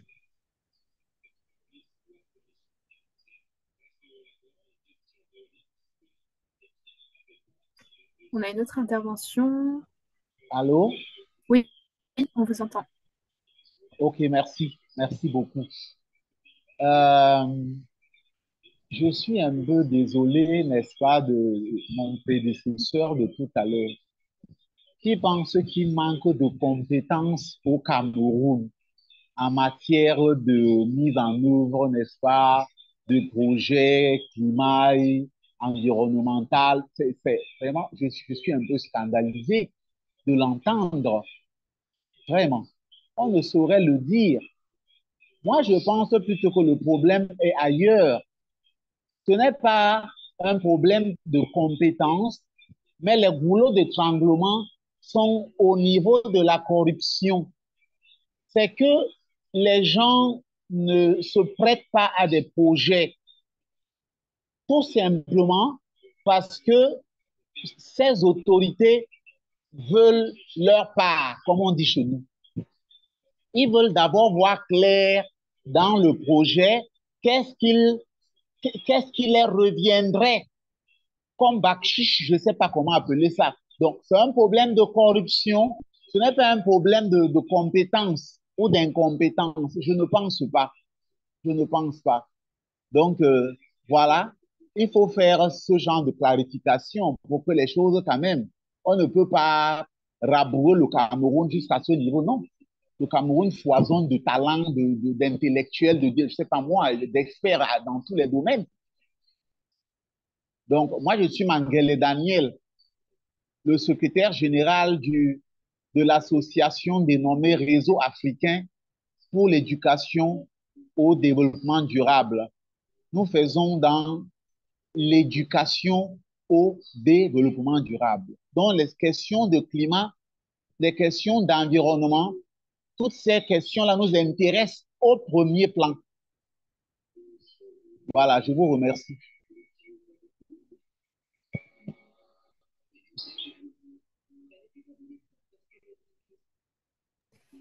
Merci beaucoup pour cette intervention. Je vois qu'il y a des réactions. Est-ce que, Yves, c'est une nouvelle main levée? Et pareil pour le... Oui, j'aimerais tout simplement préciser que l'absence de compétences, c'est au niveau des collectivités territoriales décentralisées, c'est-à-dire les autorités de la ville, quoi. Dans la société civile, il y a, je ne refuse pas, il y en a, mais quand vous arrivez dans les communes, vous regardez l'administration des communes, très peu sont compétents dans ces domaines. Il faut que je le précise très bien. Et ceci euh, entraîne le fait que quand les privés viennent avec leur projet, il y a beaucoup de temps qui est passé pour convaincre ces autorités. Ce n'est pas totalement, ce n'est pas toujours la corruption. Non, la corruption, on le sait, c'est un problème réel qui est traité comme il est traité. Mais il y a un problème on ne comprend pas votre projet. C'est-à-dire, en ce qui concerne les risques, par exemple, vous arrivez, vous trouvez un administrateur civil, vous trouvez plusieurs profils, mais pas des personnes qui comprennent réellement le projet au premier coup. Donc, il faut passer beaucoup de temps pour expliquer, pour rassurer. C'est pour ça que ces projets mettent beaucoup de temps à se mettre en place. Mon Je vous cher, dans parle, toutes les j'ai pris, collectivités, s'il vous plaît, excusez-moi, oui, permettez, s'il vous plaît. Je vous dis, j'ai pris des exemples bien précis. J'ai pris la construction de l'agrandissement du marché Mukulu. C'est un projet PPP, partenariat public-privé. Ce sont des privés qui sont allés vers la commune. Vous comprenez? Dans d'autres pays, il y a déjà un marketing, il y a déjà un appel de la part des communes. C'est-à-dire la commune ouvre ses portes et demande aux privés de venir. Vous voyez, par rapport à certains types de projets, ça ne se fait pas encore au Cameroun. Ce qui se fait au Cameroun, c'est que le privé va vers la commune et passe beaucoup de temps pour expliquer son projet et pour convaincre, parce qu'en face de lui, il n'y a pas de compétences réelles. Je parle surtout des projets climatiques, parce que là, quand on parle des projets sociaux, habitation ouais, sociale, mais marché, tout le le monde projet comprend vite. Mais si de vous venez avec un construction de projet marché n'est pas climatique. attendez, écoutez quand on vous parle, monsieur, écoutez, s'il vous plaît, écoutez, ne réagissez pas sans écouter. Je vous dis, si vous venez avec un projet climatique, euh, euh, réduction de la pollution, mais pour convaincre monsieur le maire et ses collaborateurs, vous allez prendre beaucoup de temps parce qu'on ne comprend pas de quoi vous parlez. Vous comprenez? Il n'y a pas de compétences, il n'y a pas encore suffisamment de compétences au niveau, je parle bien des administrations des collectivités territoriales décentralisées. Je ne parle pas du Cameroun. Vous comprenez? Quand vous allez avec votre projet, il vous faut passer beaucoup de temps pour convaincre parce qu'il n'y a pas de personne qui vous comprend. Et il faut qu'on arrive, justement, comme Madame la présentatrice, Madame Mélissa, il faut qu'on arrive à des points où il y a même des bons verts, c'est-à-dire des financements verts disponibles, même pour les communes, c'est-à-dire avec des marchés. Mais cela, ça va encore prendre du temps pour le Cameroun. Monsieur, je voudrais que vous me suivez très bien. Je ne dis pas qu'il n'y a pas de compétences au Cameroun, je parle des administrations des collectivités territoriales décentralisées. Merci.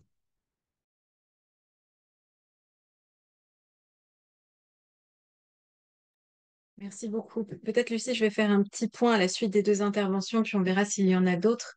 Mais j'ai bien entendu, merci beaucoup, nous avons bien entendu, puis lu les différentes suggestions que vous avez.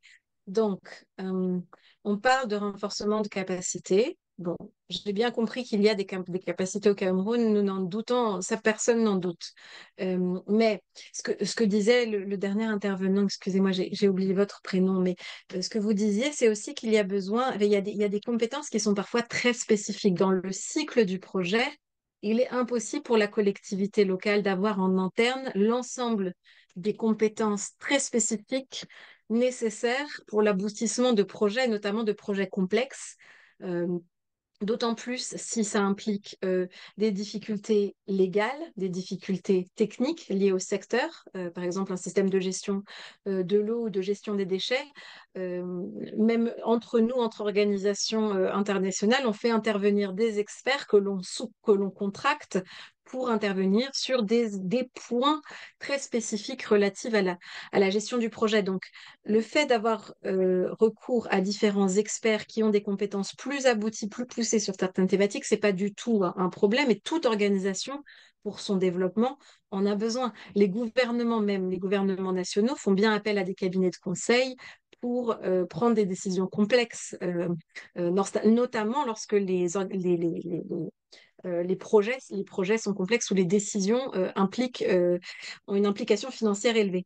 Donc, il y avait la question du renforcement de capacité. Donc, je pense, j'ai entendu aussi ceux qui disaient que le renforcement de capacité peut plus se focaliser sur la gestion du projet. Donc, peut-être qu'au niveau de la collectivité, il faut renforcer leur capacité pour pouvoir simplement comprendre le projet, comprendre les besoins en expertise externe dont ils ont besoin et ensuite avoir recours aux bonnes personnes, aux bons acteurs et aux bons Tout à outils fait, au tout bon à moment fait. du cycle.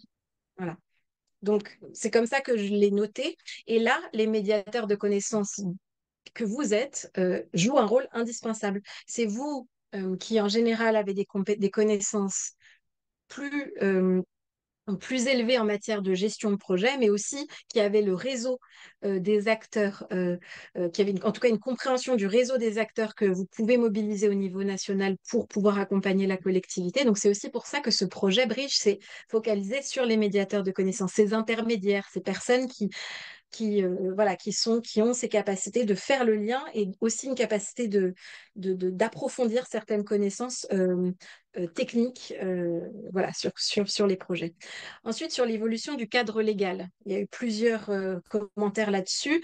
Toute évolution d'un cadre légal dans tout contexte découle d'une mobilisation d'acteurs qui ont des intérêts communs. Donc, encore une fois, la mobilisation du cadre légal, elle interviendra une fois que vous, et c'est ce que vous faites en ce moment, identifiez les possibilités d'évolution du cadre légal, que vous vous mettez ensemble entre médiateurs de connaissances avec les collectivités locales pour proposer des alternatives. Et ces alternatives peuvent être inspirées d'expériences internationales, et c'est pour ça que juste après les questions, je vais vous présenter certains exemples internationaux. Donc, l'évolution du cadre légal, oui, mais pour le mieux. Donc, il faut s'assurer que les propositions que vous fassiez soient informées et que vous regroupiez de façon coordonnée pour demander ces évolutions. Ensuite, il y a un besoin de centralisation et de diffusion des opportunités de financement existantes. Donc ça, c'est bien noté. C'est aussi ce que nous tentons de faire dans le cadre du projet Bridge avec la cartographie dont nous avons parlé, de comprendre quel acteur à quel niveau finance quel type de projet, avec quel type de financement et quel instrument financier aussi. Donc, lors de la prochaine séance, nous vous présenterons ça. Donc, l'idée, c'est justement de centraliser et de vous le rendre disponible à tout moment, à vous et à tous les acteurs camerounais avec lesquels vous travaillez. Et donc, il y a aussi mettre en place des instruments dédiés à la maturation de projets bancables. Donc, c'est en effet ce qu'on essaie vraiment de faire dans le cadre du projet Bridge aussi, et on essaiera de tout condenser. Donc, déjà, vous avez accès aux cours en ligne et aux livrables et aux outils qui sont développés. Mais d'ici la dernière formation, nous essaierons de mettre tout ça dans un document compilé pour que voilà, vous ayez une vision d'ensemble sur ce qu'il est nécessaire d'avoir, de faire, ou quel type d'outils sont nécessaires pour toutes les étapes de la maturation du projet. Voilà. Après, favoriser l'intervention des acteurs du secteur privé, oui, c'est certain, dans le cadre de PPP bien encadré. Merci d'avoir précisé ça parce qu'il est nécessaire d'avoir un cadre légal et réglementaire qui soit suffisamment protecteur des intérêts du secteur public dans ce cadre-là, parce qu'il y a eu certains cas en Afrique où des PPP mal encadrés découle sur un appauvrissement de la collectivité locale ou une relation très, très déséquilibrée. Donc ça, en effet, il faut à la fois des compétences et un cadre légal assez protecteur. Mais ça, encore une fois, c'est l'expérience que vous avez qui permet voilà, d'orienter le cadre légal vers des solutions de long terme. Et on a la chance d'avoir le FECOM dans nos formations qui, justement, voilà, ont cette connaissance quand même très poussée du cadre légal réglementaire et puis des instruments, des différents instruments financiers mobilisables voilà, au Cameroun. Est-ce qu'il y a d'autres mains levées, Lucie?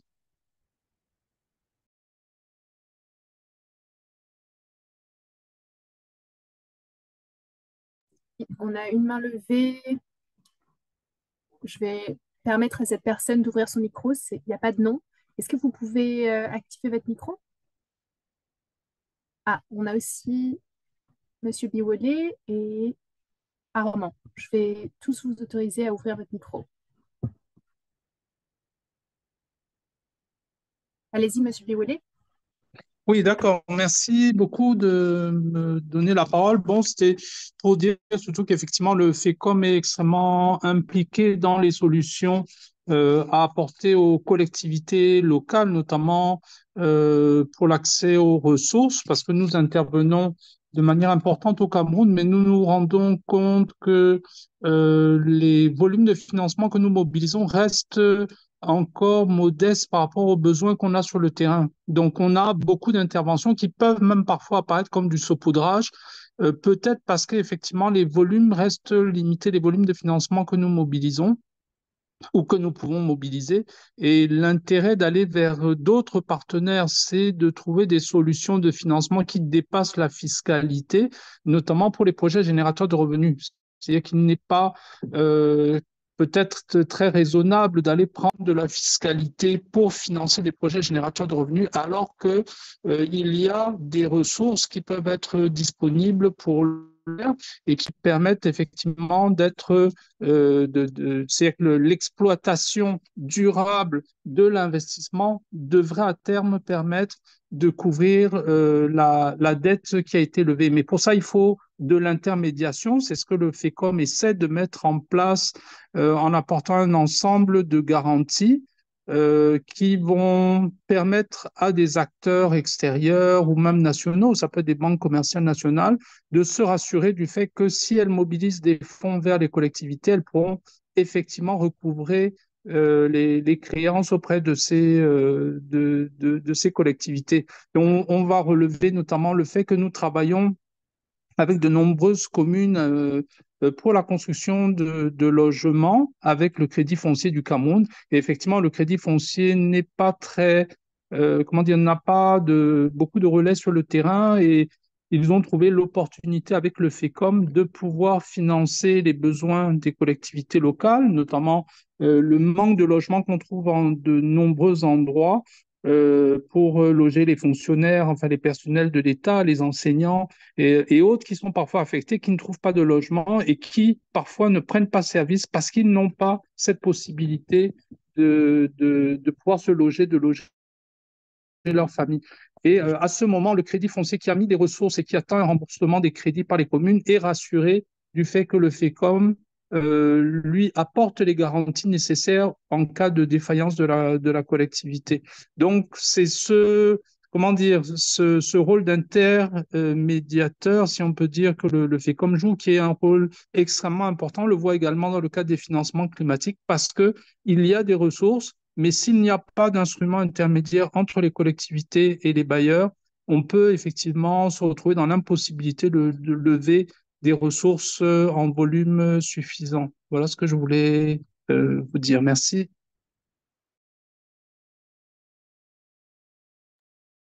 Merci beaucoup. Je vois deux autres mains levées. Est-ce que les participants peuvent ouvrir le micro? Oui, Oui, on vous entend. merci. Bon, ben, allant sur enfin, je suis M. Enouka Bébé Armand, je suis du FECOM, collaborateur de M. Biouélé. Allant donc dans le même sens que le directeur Biouélé, je dirais d'abord que au FECOM, il n'y a pas de petite dette. Le FECOM est une institution à caractère économique et financier qui accorde des financements aux collectivités. Ce n'est pas des financements de 2 ans, ça dépend de la nature, du caractère, de la nature de l'emprunt et du projet à financer. Donc, déjà là, je voulais le relever pour qu'il n'y ait pas équivoque. Maintenant, comme l'a dit M. Bouélé, compte tenu d'une demande très forte des collectivités et des 10 régions, parce que le FECOM encadre les communes et les régions, le FECOM donc, va vers des partenaires, va vers des guichets qui ont des ressources additionnelles pour financer la masse des demandes de financement qu'il reçoit des collectivités territoriales décentralisées. D'où donc cette formation que nous suivons, d'où donc la volonté d'aller vers les fonds d'adaptation et les fonds vers le climat pour permettre à ce qu'il y ait une offre assez importante de financement en direction des collectivités territoriales décentralisées. Donc, il y a eu au niveau de l'État camerounais une évolution institutionnelle des missions du FECOM, et ce qui fait en sorte que le FECOM, peut-être il y a encore besoin de renforcement des capacités, mais au quotidien, nous assistons les collectivités, nous maillons le territoire pour permettre à ce que les investissements que nous finançons atteignent vraiment les populations à la base. Et nous connaissons très bien le territoire Cameroun. C'est pour ça qu'au Cameroun, quand un partenaire qui soit national, comme l'a dit M. Buole, ou international, il y a un instrument comme le FECOM qui a une parfaite connaissance des besoins des collectivités territoriales décentralisées. Donc, je voudrais le dire pour que nous puissions comprendre le rôle qui est le nôtre, par exemple, des collectivités, la réalisation de leurs investissements ou de leurs projets. Donc, on a ce qu'on appelle le concours, le comité de concours financier, une instance qui octroie des crédits. Et comme je l'ai dit, ça dépend de l'importance du projet présenté au niveau du FECOM. Et ces projets qui sont l'émanation des populations, puisque le maire ne peut pas s'élever seul ou le président des régions, venir au FECOM solliciter un financement dans ce domaine. Je crois que le cours que nous sommes en train de suivre vient justement compléter un peu le besoin du FECOM pour capaciter les responsables du FECOM à aller vers, pour finaliser cette démarche vers l'accréditation au point vers climat. Et il y a eu un interlocuteur qui a précédé M. Buole qui parlait un peu des projets publics-privés. Non, je crois qu'il faut toute raison garder et essayer de comprendre que le renforcement de capacité ne veut pas dire l'absence de capacité. Nous suivons au niveau du FECOM un certain nombre de projets en partenariat public-privé, en bulle, en transfert. Il y a un certain nombre de projets que nous menons qui font en sorte qu'aujourd'hui, les collectivités sont amenées à gérer des projets de valeur ou à créer des joint ventures ou à créer des partenaires. D'ailleurs, la réglementation leur permet de créer des sociétés à économie mixte locale. Donc, je crois que c'est des questions institutionnelles qui sont réglées, même si il y a encore à finaliser ce corpus institutionnel afin que la collectivité soit assez percutante au niveau local. Voilà pour ce qui est du FECOM. Et il y a une profusion d'exemples comme ça. Et Madame, dans son exposé, a parlé de l'Observatoire de développement local Gilbert Buole, qui est dans cette sorte d'observatoire sur tous les aspects, qui est un observatoire qui est logé au FECOM et qui maille le territoire sur les études, sur les potentialités, sur les financements, ainsi de suite. Merci beaucoup et nous apprécions vraiment les connaissances qui nous sont partagées. Ça nous permettra de mieux adresser les questions de changement qui est de possession de la nature et de mobilisation de ressources additionnelles au profit des collectivités.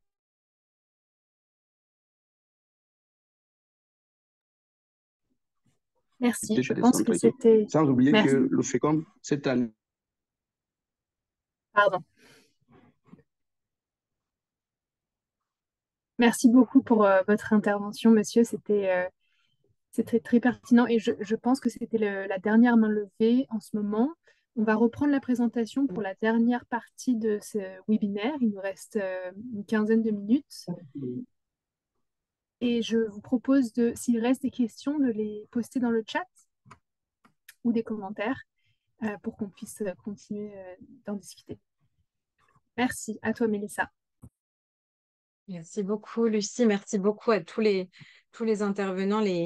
Vos remarques sont extrêmement les bienvenues. Encore une fois, n'hésitez pas à nous envoyer des emails, à compléter vos interventions par des messages dans le chat. On garde tout en réserve pour ensuite analyser vos réponses et vos contributions.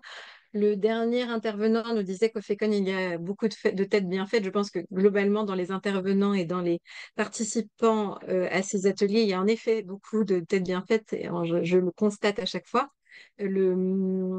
L'idée étant qu'on réfléchisse ensemble à des solutions. Et nous, la seule chose que l'on peut vous apporter, c'est de vous donner aussi quelques informations sur des expériences internationales qui peuvent inspirer les activités que vous menez au Cameroun, en sachant évidemment qu'il y a des grandes divergences de cadre légal et réglementaire, de grandes divergences de contextes sociopolitiques, économiques, environnementaux. Donc, voilà, à prendre avec des pincettes, mais ça peut donner évidemment des idées. Si on va à la slide suivante, donc pour ces slides-là, je vais reprendre donc les différentes divisions que nous avons présentées de façon générique lors de la première heure de cette présentation pour donner à chaque fois des exemples internationaux. Donc, si on reprend la cartographie et enfin, si on reprend les instruments relatifs aux ressources propres des collectivités locales, donc impôts et taxes, revenus, amendes, je voulais vous donner l'exemple sur la slide suivante de la taxe sur les panneaux publicitaires de la collectivité de Dakar au Sénégal, dont vous avez peut-être entendu parler.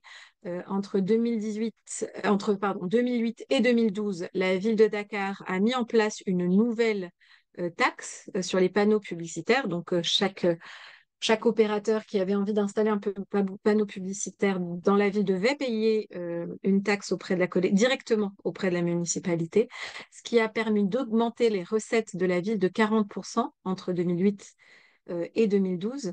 Donc, ce qui a été considéré en tout cas comme un succès pour les acteurs municipaux. Donc ça, encore une fois, ça dépend de la possibilité qu'ont les collectivités locales ou leurs intermédiaires de fixer de nouvelles taxes, mais ça peut être quand c'est fait de façon à ne pas, parce qu'il y a aussi ce problème des révoltes ou des blocages de la population. Mais en l'occurrence, sur les panneaux publicitaires, la population qui devait payer ces taxes était assez réduite et assez ciblée, ce qui a permis qu'elle dure assez longtemps dans le temps. Elle a ensuite été abandonnée par le maire. Enfin, le maire a décidé de la supprimer. Il y a aussi si on revient sur le projet, sur le plan climatique, certaines villes ont mis en place des taxes carbone, dont vous avez peut-être entendu parler. Ce sont des taxes environnementales sur les émissions de gaz à effet de serre ou de dioxyde de carbone. En général, elles ont été mises en place par les villes dans les pays du Nord, notamment aux États-Unis ou en Europe.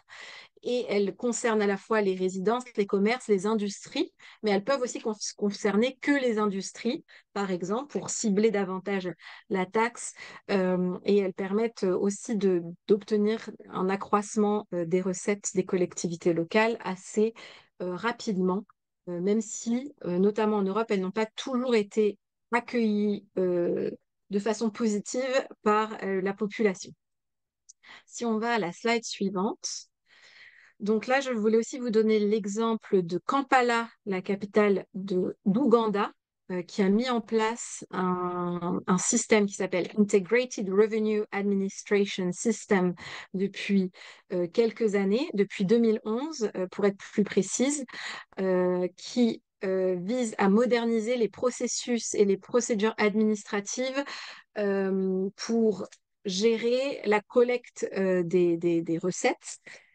Et donc, la collectivité locale a d'abord mis à jour son registre des propriétés, voilà, vraiment commencer par une rationalisation des recettes, une rationalisation, pardon, du système, et ensuite à moderniser en proposant un système informatisé de recouvrement des dettes qui s'est traduit en 5 ans par une augmentation de 80% des recettes de la collectivité locale. Et ce qui a aussi permis d'accroître, notamment par la numérisation et par la rationalisation, mais aussi, comme le disait un des intervenants, par une sensibilisation massive des contribuables et des acteurs locaux.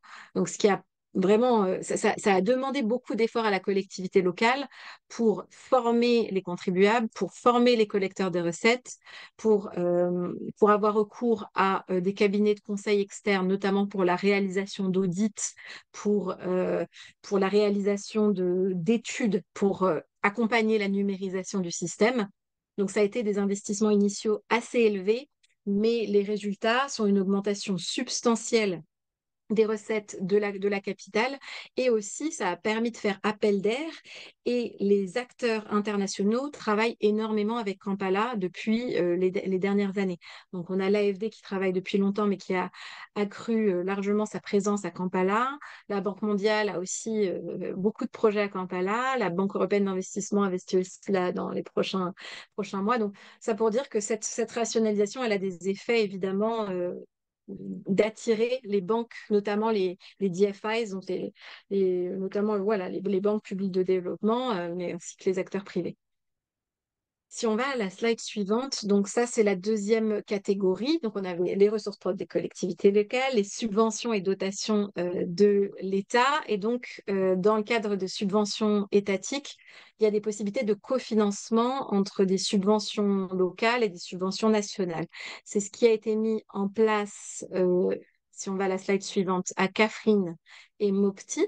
Donc Mopti au Mali et Kaffrine au Sénégal. Donc, ils ont mis en place, et on reviendra plus en détail là-dessus lors de la prochaine formation, dans le cadre du projet décentralisation des fonds climat qui a été mis en place entre 2015 et 2019 par un acteur international. Ça a été financé par les Anglais à l'époque. Les collectivités locales ont créé des fonds locaux qui permettaient de centraliser les financements dédiés à l'adaptation du changement climatique. Et la gestion du fonds était une gestion collégiale entre les collectivités locales, mais aussi les communautés, il y avait les collectivités locales et les communautés locales les plus affectées par le changement climatique. Ce mécanisme est intéressant parce qu'il permet de canaliser et de centraliser des subventions provenant d'acteurs différents, aussi bien du niveau national, à l'échelle locale et provinciale quand il y a une échelle provinciale, mais aussi des subventions des bailleurs internationaux. Donc, c'est un mécanisme intéressant que l'on étudiera un peu plus en détail lors de la prochaine session. Mais simplement pour vous donner un peu des informations sur le chiffre, il y a eu plus d'1 million de bénéficiaires directs de ces fonds qui ont été créés dans les des villes, dont 50,4% de femmes et 60% de jeunes qui ont bénéficié de 150 investissements financiers dans le cadre voilà, d'actions qui avaient été prédéfinies avec les gestionnaires du fonds. Voilà, donc c'est ce type de modèle qu'on étudiera beaucoup plus en détail lors du prochain cours pour voir ce qui serait le plus pertinent dans le contexte camerounais. Ensuite, je continue rapidement pour terminer dans les 10 prochaines minutes. Ensuite, pour ce qui est de la question de la dette, donc je vais redonner la parole aux représentants du FECOM pour reclarifier cette question de la dette au Cameroun. Mais je voulais vous donner l'exemple de la ville de Dakar, à la slide suivante. Pardon. Donc là, c'est pour la ville de Dakar, slide suivante, a mis en place une obligation verte. Donc, de même, on en parlait tout à l'heure avec vous. Ils ont essayé entre 2011 et 2015 d'émettre des obligations municipales vertes pour financer un marché couvert, pas que vert, d'ailleurs c'était une obligation municipale, mais qui avait des dimensions, il y avait des dimensions climatiques, pour financer un marché. C'était un marché couvert destiné au commerce local, qui était désigné comme la zone commerciale de Peterson. Et donc, le projet s'élevait à 40 millions de dollars, dont 25% pour l'acquisition du terrain. Et alors, il y a eu beaucoup d'acteurs. Ce schéma vous montre qu'en fait, il y a eu beaucoup d'acteurs et d'acteurs vraiment d'experts impliqués dans le montage de l'obligation municipale. Donc, tout d'abord, il y a eu la fondation Bill et Melinda Gates qui a accordé une subvention pour faire une étude de faisabilité en première étape. Elle a accordé 500 000 € déjà pour simplement une étude. Donc, ça vous montre un peu l'implication budgétaire de ce type de solution. Et pour le développement d'un document d'orientation stratégique. Ensuite, il y a eu toujours par la Fondation Bill et Melinda Gates, une subvention d'exécution de 5 millions de dollars pour un programme de 6 ans, permettant à la ville de renforcer ses systèmes de gestion financière et de modifier son approche de la planification et d'améliorer la perception par les investisseurs de sa solvabilité et de sa capacité à attirer des concours financiers externes. Comme on le disait tout à l'heure, la difficulté de la solvabilité des collectivités locales, c'est un vrai blocage pour les investisseurs externes. Donc, voilà, la Fondation a permis, avec une subvention, de renforcer cette dimension. Ensuite, l'agence de notation internationale Moody's, que vous connaissez certainement, a dû apporter, a proposé une note de crédit à la ville qui a servi de référence pour mesurer le progrès effectué par la collectivité locale. Ensuite, un fonds commun de créances, donc les SPV, dénommé Société de patrimoine immobilier de la ville de Dakar, a été mis en place pour la tutelle de l'actif financé par l'émission obligataire. Et voilà. Et donc ensuite, il y a dû avoir, vous passez certaines étapes, mais en gros, toutes ces étapes ont été passées. Donc on était vraiment, Dakar était en bonne position pour lancer l'obligation sur le marché financier. L'autorisation avait été obtenue, une autorisation écrite du Conseil régional de l'épargne publique et des marchés financiers, donc qui gère les marchés financiers en Afrique de l'Ouest. L'accord de l'UEMOA avait été donné. Donc, toutes les institutions étaient d'accord, sauf que le pouvoir central, donc le gouvernement national, a retiré l'autorisation écrite la veille du lancement de l'émission de l'obligation, après avoir accepté à plusieurs reprises le lancement de l'obligation. Donc là, il y a eu un blocage institutionnel, dont vous en parliez tout à l'heure dans les blocages. Il y a eu vraiment un blocage entre le niveau national et le niveau local qui a bloqué le lancement de cette émission malgré voilà, tous les acteurs qui avaient été impliqués pendant les 4 années qui ont servi à structurer et à consolider l'obligation municipale. Donc voilà, c'est juste un exemple, mais néanmoins, tous les renforcements de capacité, la notation qui avait été faite pour la ville de Dakar, tout ça a été vraiment eu des effets positifs durables pour la collectivité locale. Si on passe au suivant, rapidement. Oui, voilà. Donc pour les instruments de financement privé, si on passe à la suite, je vais simplement aller directement aux exemples. Donc ça, c'est un exemple de partenariat public-privé à Nouakchott en Mauritanie.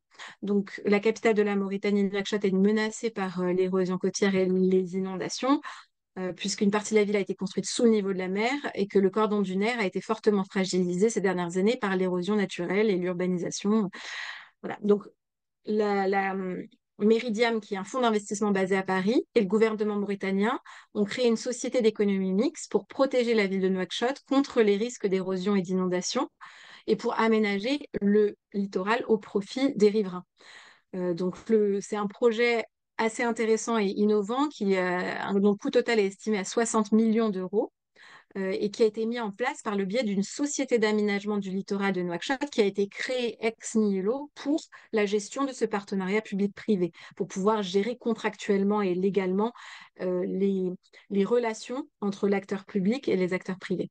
C'est intéressant parce que ce projet a aussi fait appel d'air. Donc maintenant, la Banque mondiale a développé un gros projet pour la restauration du cordon dunaire de la ville de Nouakchott, qui était déjà dans le pipeline depuis quelques années, mais qui, du coup, comme ils ont vu le secteur privé s'impliquer dans cette thématique, ont aussi, eux, accordé un prêt substantiel. Je sais que l'AFD a lancé un projet il y a 3 jours, la semaine dernière, je crois que je n'ai pas encore eu le temps d'aller consulter, mais donc voilà, on voit encore une fois que les banques, une fois qu'un investisseur privé ou une banque publique de développement investit, ça sécurise un peu le marché et ça, en tout cas, je ne sais pas si ça sécurise le marché, mais en tout cas, ça rassure leurs pairs. Donc, ça attire des investissements complémentaires.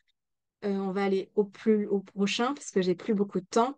Oui, alors celui-ci, c'était juste un exemple de partenariat justement entre la municipalité et les ONG, parce que c'est votre cas, vous, certains d'entre vous, en tout cas en tant que médiateur de connaissances, parfois vous avez le statut d'ONG. Donc ça, c'est un exemple en Afrique du Sud, à Stellenbosch, donc le projet iShack d'éclairage public solaire, qui a commencé comme un projet de recherche initialement d'un étudiant de master. Donc ça pourrait être aussi une source d'inspiration pour le projet Bridge, qui envisageait de former des acteurs locaux et de créer une entreprise sociale au sein d'un quartier défavorisé, donc d'un slum pour assurer la mise en place et l'entretien de systèmes d'électrification solaire. Le système a ensuite été soutenu par la Fondation Bill et Melinda Gates, encore eux, et puis par le Fonds vert sud-africain pour les étapes initiales de préfaisabilité, de faisabilité et de mise en place de l'entreprise sociale. Ensuite, après plusieurs années d'exercice en tant qu'ONG, donc c'était vraiment une ONG qui était installés dans le quartier en question. Et ensuite, ils ont essayé de créer un partenariat public-privé avec la municipalité de Stellenbosch, donc, qui est pas loin de Cape Town en Afrique du Sud, pour assurer la pérennité du projet. Et donc maintenant, c'est sous la forme de PPP et l'entreprise sociale qui est toujours basée dans le quartier reçoit une partie des subventions de la municipalité pour alimenter et pour déployer le système d'électrification qui s'appelle le Free Basic Electricity en Afrique du Sud. Donc, tout ça pour dire que voilà, il y a des possibilités de partenariat qui impliquent la municipalité, qui impliquent les médiateurs de connaissances ou les organisations de la société civile et qui permettent d'avoir un schéma qui est gagnant-gagnant, disons. Et ce ne sont pas des solutions faciles. Ça a pris très longtemps pour que les acteurs se fassent confiance et pour trouver l'arrangement financier et contractuel qui puisse satisfaire à tout le monde. Mais voilà, ce sont des exemples qui existent.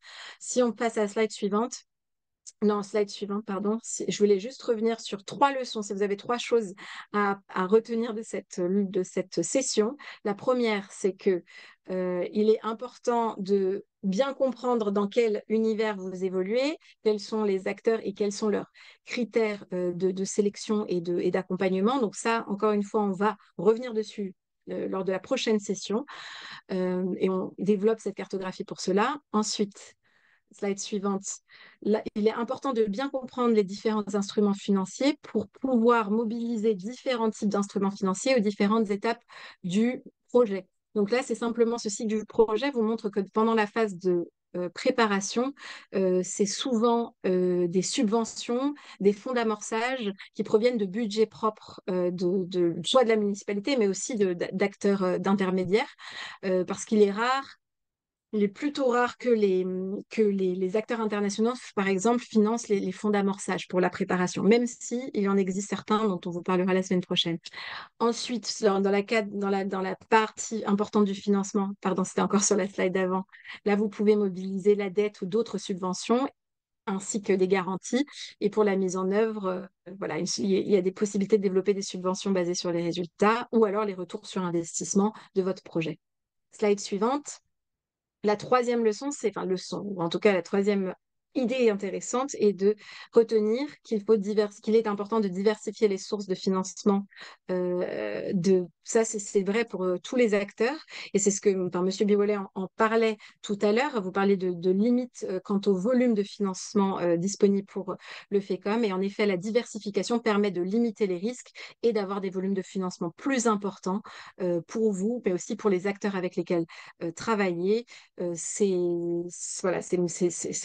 Cette possibilité de diversification, elle passe par plusieurs choses, le renforcement de capacités, les dialogues multi-acteurs avec le niveau national, le niveau international, les dialogues beaucoup avec les acteurs de la finance privée pour comprendre quels sont leurs critères, leurs besoins et comment vous pouvez adapter vos processus et vos offres au secteur privé. Et voilà. Et puis surtout, solidifier vos sources de revenus propres et les revenus qui sont déjà garantis pour vos activités. Voilà, je pense qu'on peut s'arrêter là. On reviendra rapidement sur ces leçons lors de la prochaine séance. Merci à tous. Merci à tous. Je vois que c'est l'heure déjà. Merci beaucoup pour votre participation. Je vais donner la parole à Blondel qui va fermer. Merci. OK, merci une fois de plus à tous et nous pensons que vous avez certainement engrangé quelques connaissances nouvelles qui vous permettront certainement de pouvoir mobiliser des ressources financières pour pouvoir conduire à bien les projets des collectivités pour lesquelles vous travaillez ou bien pour les administrations pour lesquelles vous travaillez. Donc, l'idée globale était donc de vous baigner dans des mécanismes alternatifs de mobilisation. Comme nous le savons tous, nos collectivités font face à des difficultés de mobilisation de ressources et l'idée ici est de pouvoir vous apporter donc des éléments qui vous aideront à pouvoir mobiliser davantage des ressources. Nous continuerons certainement nos sessions dans quelques semaines et nous espérons que les problèmes liés à la formation de la COMSA pourront éventuellement être levés dans les jours qui viennent. Toutefois, n'hésitez pas à me contacter directement à mon adresse que vous avez probablement déjà. Pour certains, si vous ne les avez pas, c'est blondel.silenou@iclé.org. Donc, n'hésitez pas à me contacter pour que nous puissions davantage vous apporter des informations sur des mécanismes et des contours à prendre pour suivre ces formations-là. En attendant la prochaine formation, nous vous souhaitons une bonne après-midi et espérons que vous avez passé un excellent moment en notre compagnie. À très bientôt.